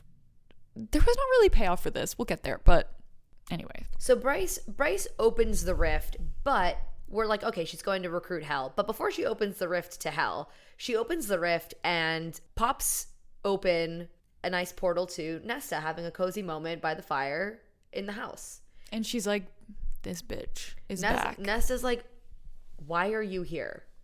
Give me the dagger. Right. And Bryce is like, actually, I'm going to keep the dagger. And but you can have my parents, though. You can and have also, my parents, I but want I need the the mask. I need the mask. And she's like, take my parents as collateral. And Nesta's like, I don't know. She's like, okay, whatever. Just take my parents anyway. And that's when Nesta's like, some shit's going down. If she's willing to like send her parents over here for safety, she really does need the mask. So, and she knows that Bryce has this like made starborn power or whatever, so that she won't be completely corrupted and destroyed by the mask like the ordinary wielder might. Right. So she gives Bryce the mask. Bryce shoves Ember and Randall through the portal into the house library with Nesta. And quite honestly, Ember and Randall are living our dreams. While Bryce and Hunt and all of their besties are off to war, Ember and Randall get to chill in the night court with Nesta? Be serious. I am so jealous. The Ember and Randall bonus chapter, which I thought would be the most boring one of them all, this is it. It is the moment. It is a moment of them spending time with Nesta. She is the moment. It's so good. What are Lydia and Rune up to? Well, Lydia gets this phone call from the Ocean Queen. And it's like, hey, Pollux took your kids. Pollux being the Hammer, her former lover, the bad dude. Bad dude has her kids. Mm-hmm. Yeah, not an ideal situation. And Lydia, obviously, as any mother would be, is hysterical. Her first priority is her kids, making sure they're safe. Yeah. She if Rune gets in the way, fuck that guy, you know? So Rune calls... Mating bond be damned. Rune calls Hunt and Bryce and is like, we have a situation. So everyone now goes to the Eternal City. We're back where, the Asteri Palace. Yeah, it's time to get so real. This is big battle moment. Mm-hmm. So... long story short, and this was, obviously a very climactic battle scene in the things that took place, but the actual events and choreography of it were a little bit lacking. We'll talk about that in a minute. Anyways, the way it takes place, Bryce puts on the mask. She commands the fallen angels up from the dead and shoves them into these pilotless mech suits that the Asteri have been working on to basically turn half of their armada against them. Right. She's got half of Hell's armies with her, the other half defending the Northern Rift, and they're all having quite a time. All of these beings that have just been chomping at the bit. Mm-hmm. Idis and Thanatos and Apollyon are like, let's go. By the way, also, at this moment in time, Ethan is harboring a bullet made of second light that Connor gave him before he killed the Underking.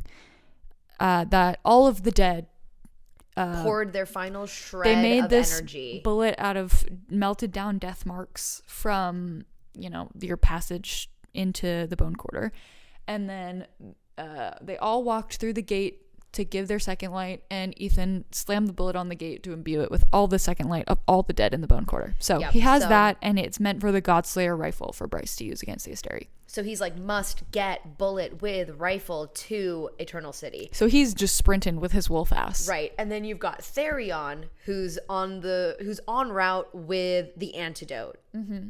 So you got the two and of Therion them. took the antidote, so he's like suddenly king of the ocean, like Therion wielding the hell out of these waves. Yeah, he is just surfing his way up to the Eternal City. So we've got our two messenger boys en route with their various but shit's already going down. Bryce is armed with the Star Sword and Truth Teller. She knows from the mask. She knows from attempting to kill Vesperus in Prythian that she can open this portal to nowhere. She doesn't know how to do it. We still don't really know what the portal to nowhere is. But if there's one thing Bryce Quinlan is going to do, it's be reckless. Take a risk. So she gets really close to Polaris, one of the 6 Asteri. There's only 5 that come out on the battlefield, and she kills her ass and shoves her into this portal to nowhere. Little black dot, which turns out to be the portal to nowhere, a black hole, the void. And she's like, oh shit, this is actually so scary.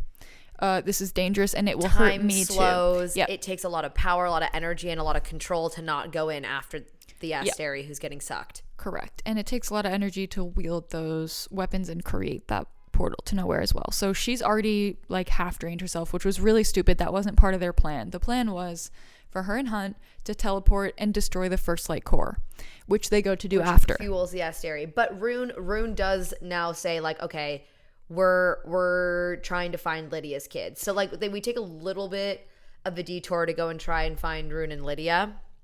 So we get caught up in, like, these two plot lines happening at the same time. We've got Bryce and Hunt who are going after Rune and Lydia, and then end up trying to find this First Light core and dealing with that. So when we pick up with Rune and Lydia Lydia is charging through this palace. She's trying to find Pollux and her kids. They go to the Mystics to find her kids. The Mystics were told to lie. They're misled into believing that Pollux has her kids at the First Light core in the, like, room where all that happens. Right. So she's running full sprint ahead, not even thinking about anything but getting her kids. And Rune is like, I cannot let you get yourself killed. So Rune shoots her in the thigh to basically disable her so she can't hurt herself. He runs his dumbass straight into Pollux's clutches, and Pollux doesn't have the kids because it was a trap. Yeah. So Pollux marches Rune at gunpoint back out into the hallway, and Therion has found our girl Lydia, like, bleeding out on the floor, and kind of, like, picked her up and is hiding her, gave her this antidote so she can needs it to heal. So she's out here having a little siesta, like blacking out and then coming to post antidote. And Pollux has the guards come out with the kids. So it's Pollux, guards, kids, Rune, and then all of a sudden now, like, fully magic Lydia. And we learn that Lydia has fire magic. And for everyone who was like, Lydia is described very similarly to Miss Aylin. Yes, correct.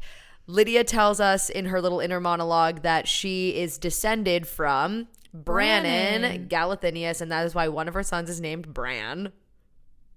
It's Brannon, not Raisin Bran. Duh. It's Bran with two N's, by the way. Blah, blah, blah. Fun stuff. No idea where Ace came from. Maybe it will come back. Maybe it won't. Don't really care at this point. And then Rune goes, no, take me, he goes to Pollux. Instead, like, let her and the kids go. Take me, do whatever you want to me, but let them go. And Pollux is like, why? Like, and he's like, it'll hurt her because we're mates. And all of me just fell apart at that very moment. And Lydia's having absolutely none of it.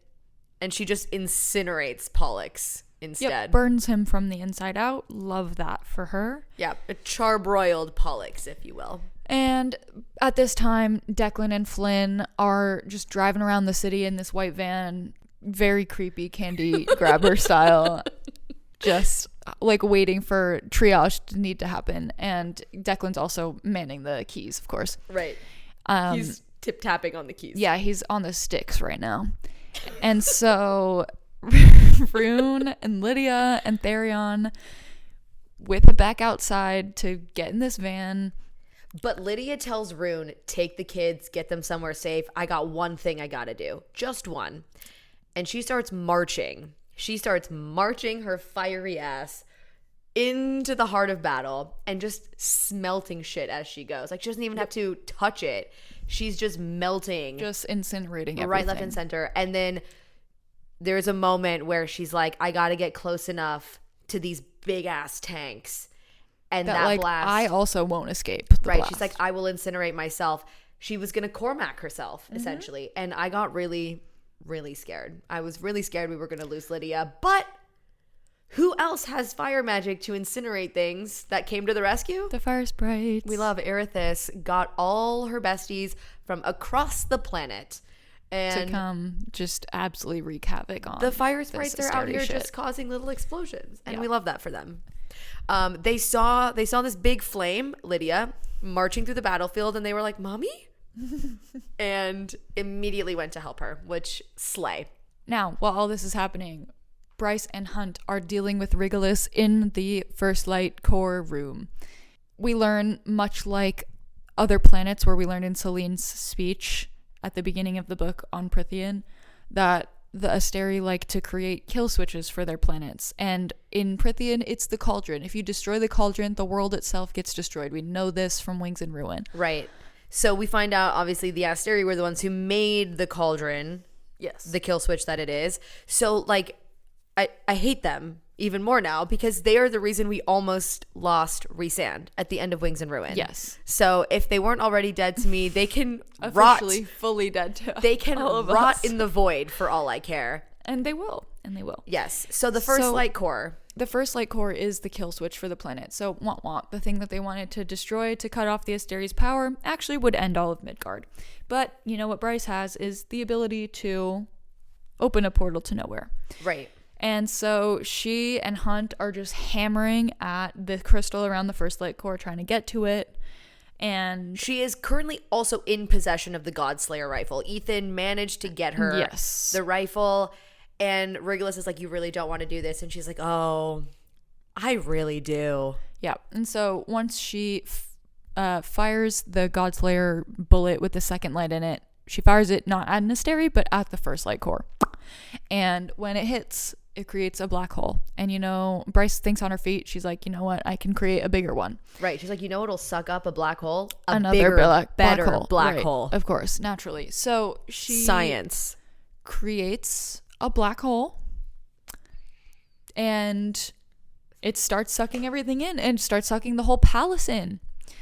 And so she also unfortunately does end up getting sucked in, but all of the Asteri have gotten sucked in with it because they're all standing, you know, near this core. So we've got this big portal of a black hole that Bryce has opened, which is sucking in the smaller black hole that is currently the first light core remains under the palace, and the 5 Asteri and Bryce just floating around careening in towards deep space. This event horizon. It's freezing. It's deep space. There's no oxygen. There's no Bryce oxygen. Can't breathe. She's freezing over. Yes. So they're careening towards the event horizon. The Asteri start getting sucked in. She and Regulus are like duking it out, trying to get away from each other.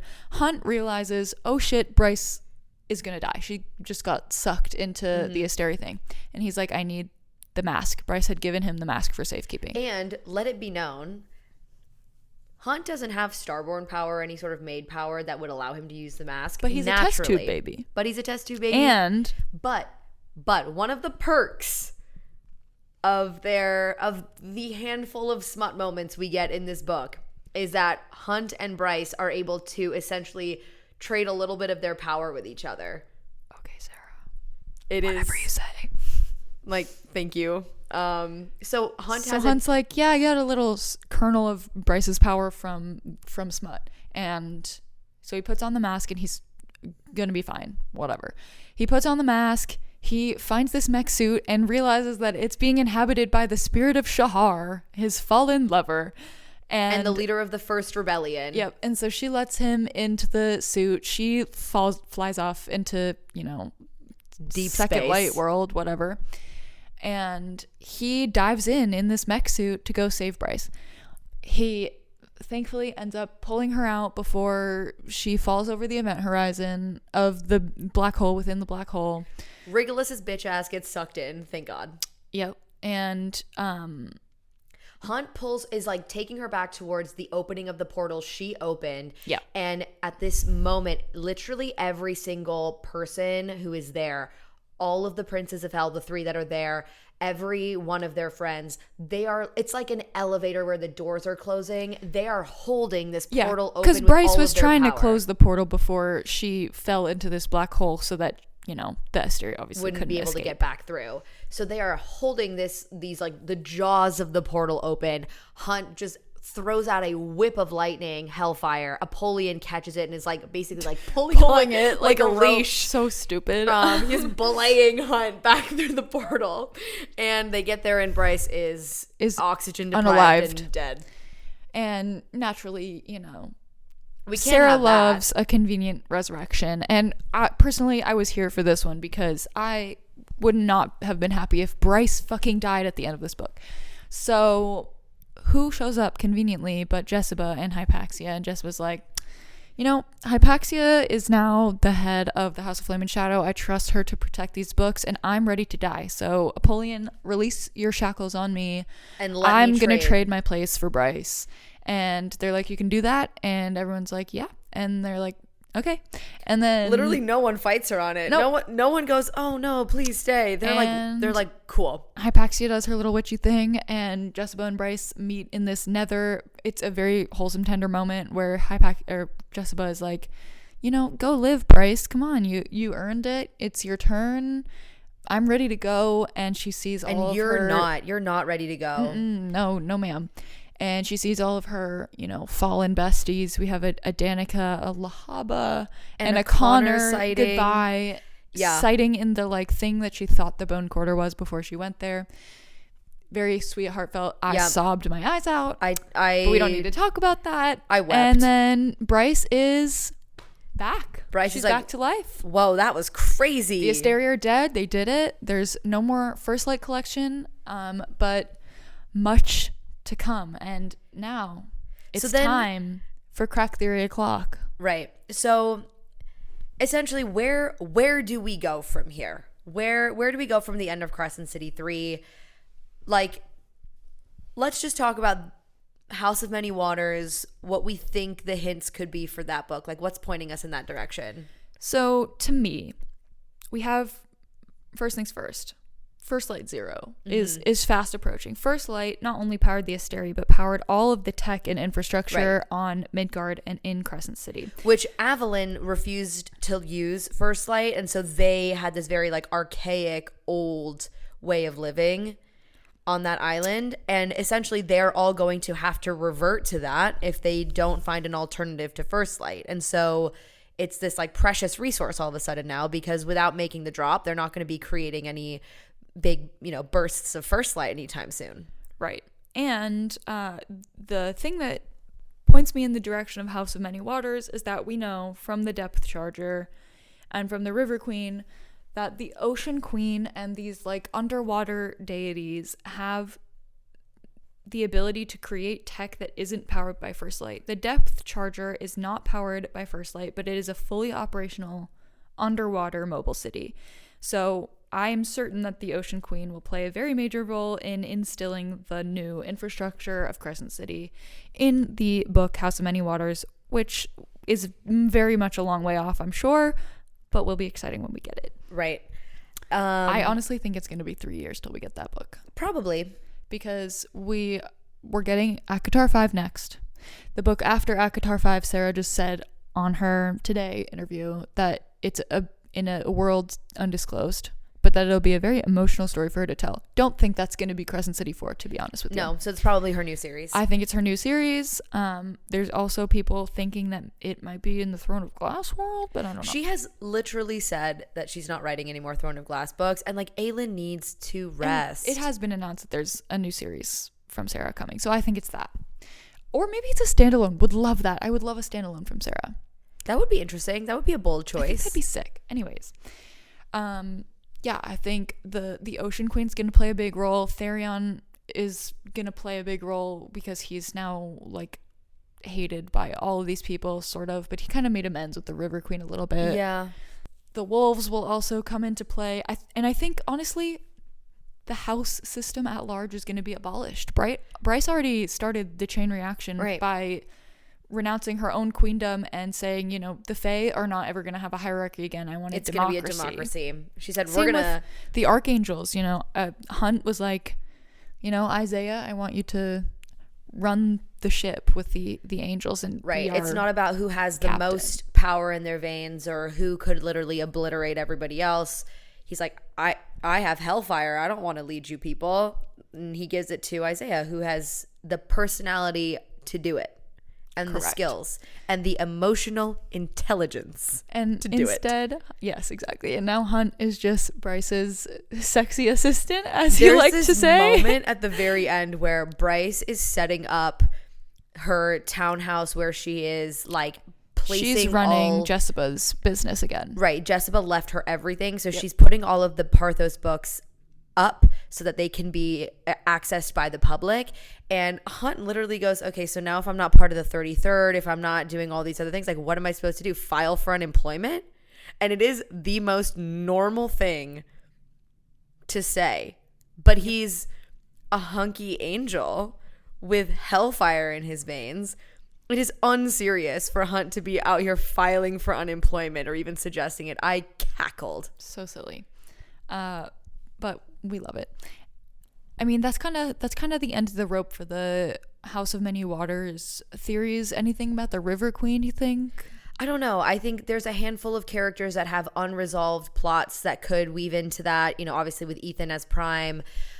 We still don't know what Fury is. Like, we didn't learn that. We still are just kind of left with this dangling carrot of Danica scented her and knew what she was, but we don't know what that is.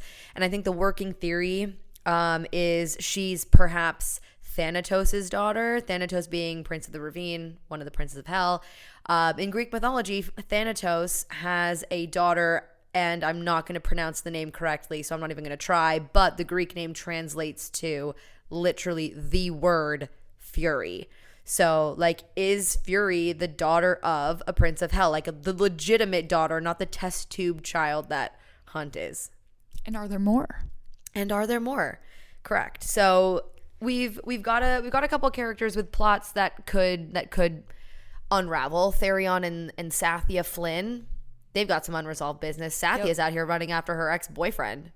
Yeah, her ex-boyfriend was one of the Fae assassins for the Viper Queen, and addicted to her venom, and she's like, I gotta get him apparently out. Apparently her ordeal was losing him. So stupid, that Sarah. That is so funny. But yeah, whatever. It really is. Literally Riverdale. Like, I'm so sorry, but all of the Viper Queen scenes just give me, like, ghouly vibes. Yeah. And then, not that this is, like, unresolved business, but in whatever book we get next for Crescent City, I just need Rune and Lydia to be living in, like, marital bliss. And Bryce and Hunt, it's what they deserve. That is what they deserve. Also, certainly, we're getting Declan, the computer fairy, helping with the infrastructure of everything, because he is Sarah's favorite literary crutch in this series, I think. It's absolutely amazing for him, He is not filing for unemployment anytime soon. The other thing is, we learned in this book that, unfortunately, our theory about Amryn being the 7th Asteri that got eaten by Apollyon was not true. There is, in fact, a 7th Asteri that was Sirius.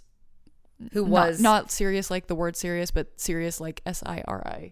Yeah, like name. Sirius FM, the radio station. Sirius Black, So there was a 7th Asteri that did get, quote-unquote, eaten by Apollyon.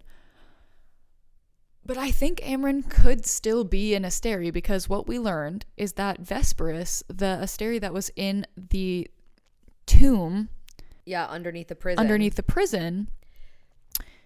She was an Asteri, but not one of the 7. Correct. So there are others out there. There are, thousands of Asteri on the loose.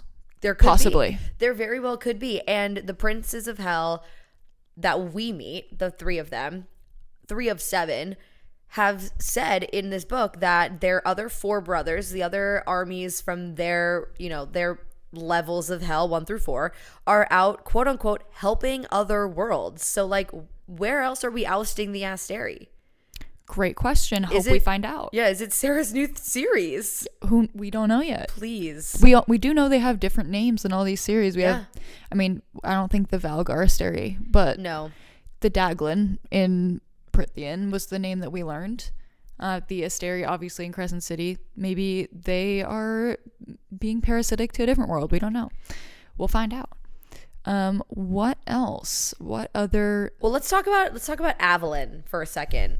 Yep. At the very end of the book, we find out that the Pegasus is Pegasi? The plural of Jelly Jubilee, basically. Yep. Jelly Jubilees. Jelly Jubilees are back. And we all know the land has healed. Live and in the flesh, by the way. This land on ALLLL has healed. And at the very end of the book, we learn there's a Pegasus outbreak on ALLLL. Literally, an infestation of Jelly Jubilees. And they just spring out of the ground once more. And so given that ALLLL has healed, because Bryce sucked the power out of the ground that was essentially clogging up the ley lines, and she did the same thing to the prison, what has become of the prison? The prison, which used to be the Dust Court, then became this desolate island because Selene locked up all of these terrifying beings and like put her power into the land. Now that the power has been freed, potentially, the prison, minus the fact that there's still a whole bunch of creeps locked up on it, like it could be healing as well. At the very, very end of the book, when the battle is over, but before like all of the dust finally settles, Bryce reopens the portal to retrieve her parents and gives Nesta the Star Sword back with Truth Teller and the mask and says, you were tattooed this 8-pointed star on you for a reason. Go find out why. So, crack theory More time. to come. Crack theory time. Is Nesta somehow going to use her silver flame power and now these magical additional sword and dagger pairing to go and be High Lady of the Dust Court and deal with all of the prisoners? Could certainly happen. We also still need to track down Bryaxis. Right. Where has he been this whole time? He could be something from hell that just crawled in there, and where did he go? We don't know. Yeah. I think all of the questions that we had about the lineage of ACOTAR characters and creatures, none of that really got answered, with the exception of obviously the Rhysand's family line being descended from Selene. As much as I was like, I would love to have known how Az came to have Truth Teller, how he's able to wield it if it's some sort of magical dagger and all of that fun stuff. It does make sense that we will learn those details in an ACOTAR book proper when we can get it from those characters' point of view rather than from our Crescent City point of view. Who is Amryn? Who is Azriel? What the heck is Rhysand going to do with this new knowledge? What is Nesta going to do with her new weapons? What became of the prison? All these ACOTAR questions. Sarah's got a laundry list. I feel like she answered some and then she created a million more questions for her readers. Indeed. And that brings us to why. Did we like and or not like this book? How did we feel about it? Really good question. I'll start with Ethan's plotline. I was a fan of Ethan, honestly, in Crescent City too. I liked his whole getting kicked out of the wolf den and then joining the little frat pack of Rune's fae buddies. Like, I liked it. And there were some people who were like not super stoked about Ethan going into Crescent City 3, and I was like, I think he's fine. I was annoyed by his plot in Crescent City 3. I wasn't annoyed by him per se. I was annoyed by his plot. I think he had kind of glimpsed in Crescent City 2 when Bryce kind of implies to Sabine at one point, maybe I'll back Ethan as Prime and challenge you. Yeah. I think he's freaked out by that. And obviously that's where he ends up as Prime, but he spends the entire book trying to get away from it. He goes and finds the Fender heir because he doesn't want to face the fact that he has alpha potential and could be Prime. He messes up the necromancy. Well, he doesn't mess it up. Hypaxia messes up the necromancy, turns her into a Reaper by mistake.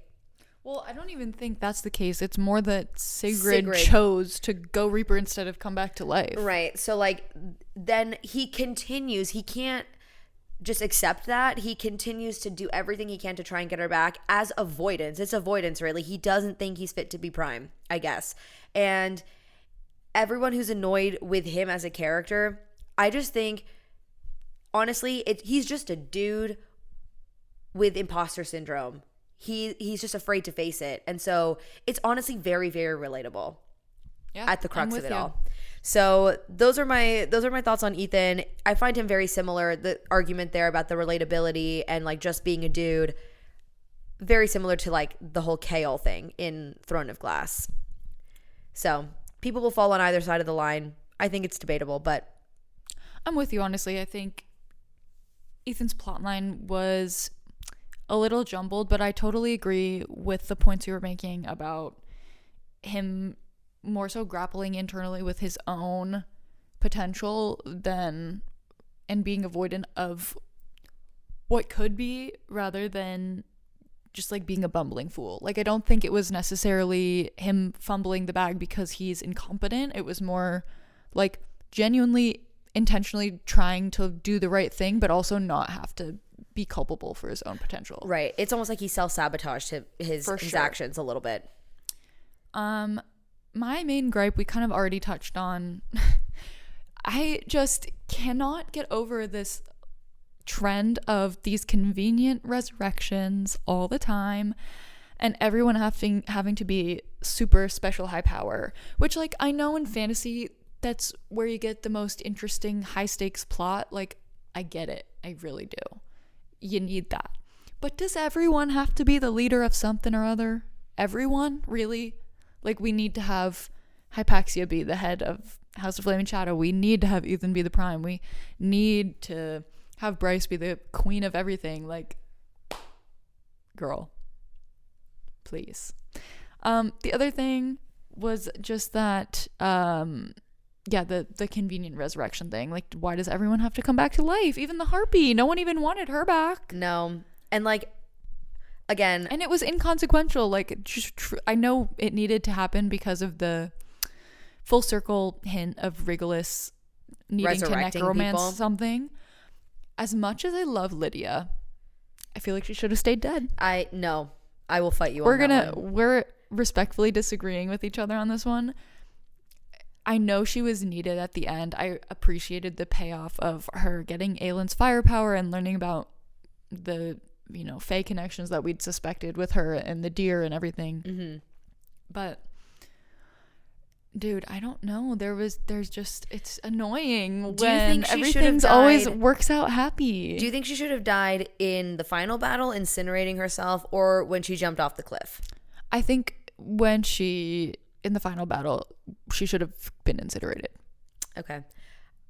I will not agree because I love Rune too much, but that is more acceptable. That would have been a more acceptable death point than jumping off the cliff. Someone's self-sacrifice has to stick at some point. Like everybody be self-sacrificing in these books, and Natalie hasn't read Kingdom of Ash yet. Out. So okay. Come back to me when you read Kingdom of Ash. Okay. Anyways, let's just get to that. We've been recording for literally like 2.5 hours, so let's just decide here now. I feel like we've covered it all. Ultimate verdict. Did this book scratch the itch? Was it everything we've been anticipating and more? Or was it up to par, or did it miss the mark? I think it was everything we were anticipating on the Crescent City side. Maybe a little bit more on the Crescent City side because, Lydia being a mom, didn't have that on my bingo card.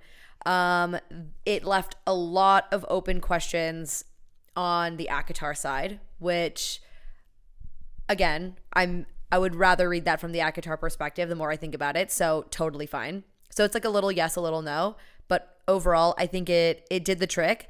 It was the only book I've read in like recent times where I didn't even realize how many pages had passed without smut. So like, Sarah made me forget.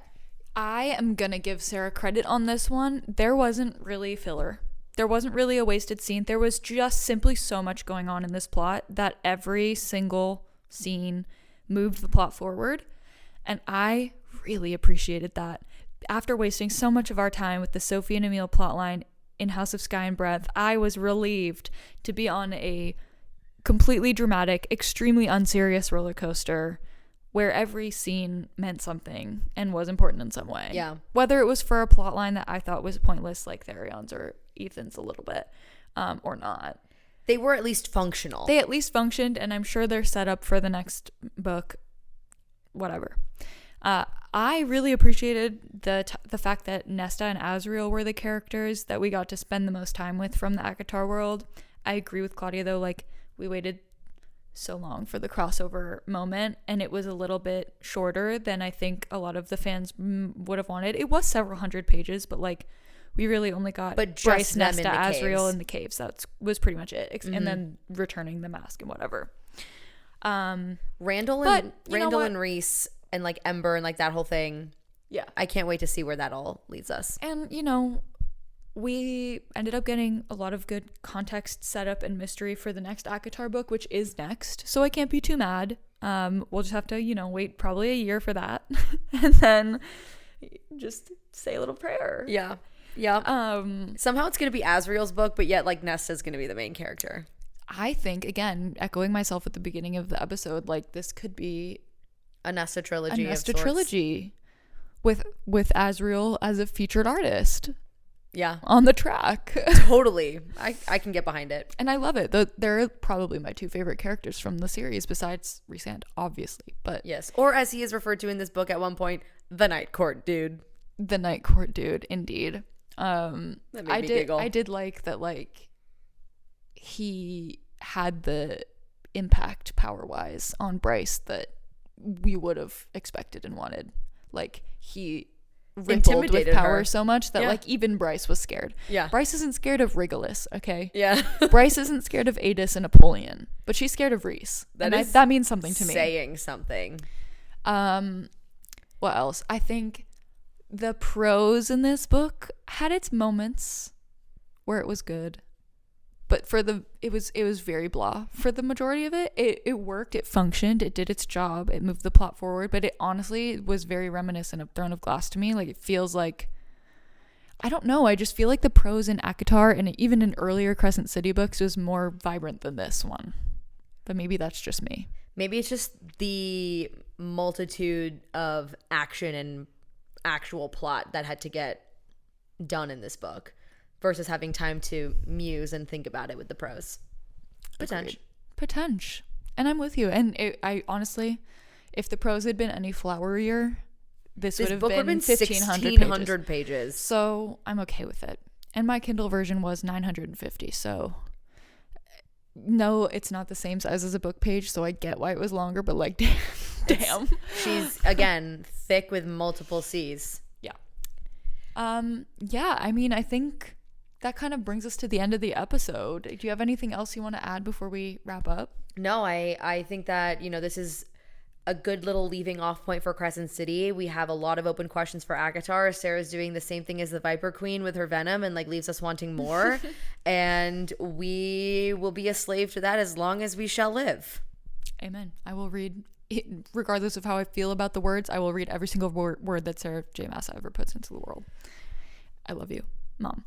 And on that note, this has been The Downlore. Thank you so much for joining us. Claudia and Natalie signing off. We had a blast. We can't wait for the next one. Stay tuned for our next episode, which is going to be the Cruel Prince series. Yeah, Holly Black.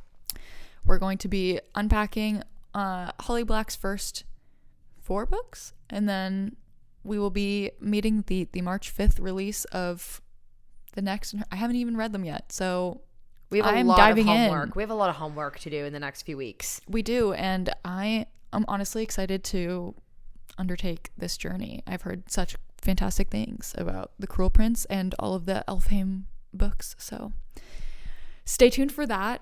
But thank you for joining us. We had so much fun. We love Sarah J. Maas, and we love talking about books, obviously, since we just did for 3 hours.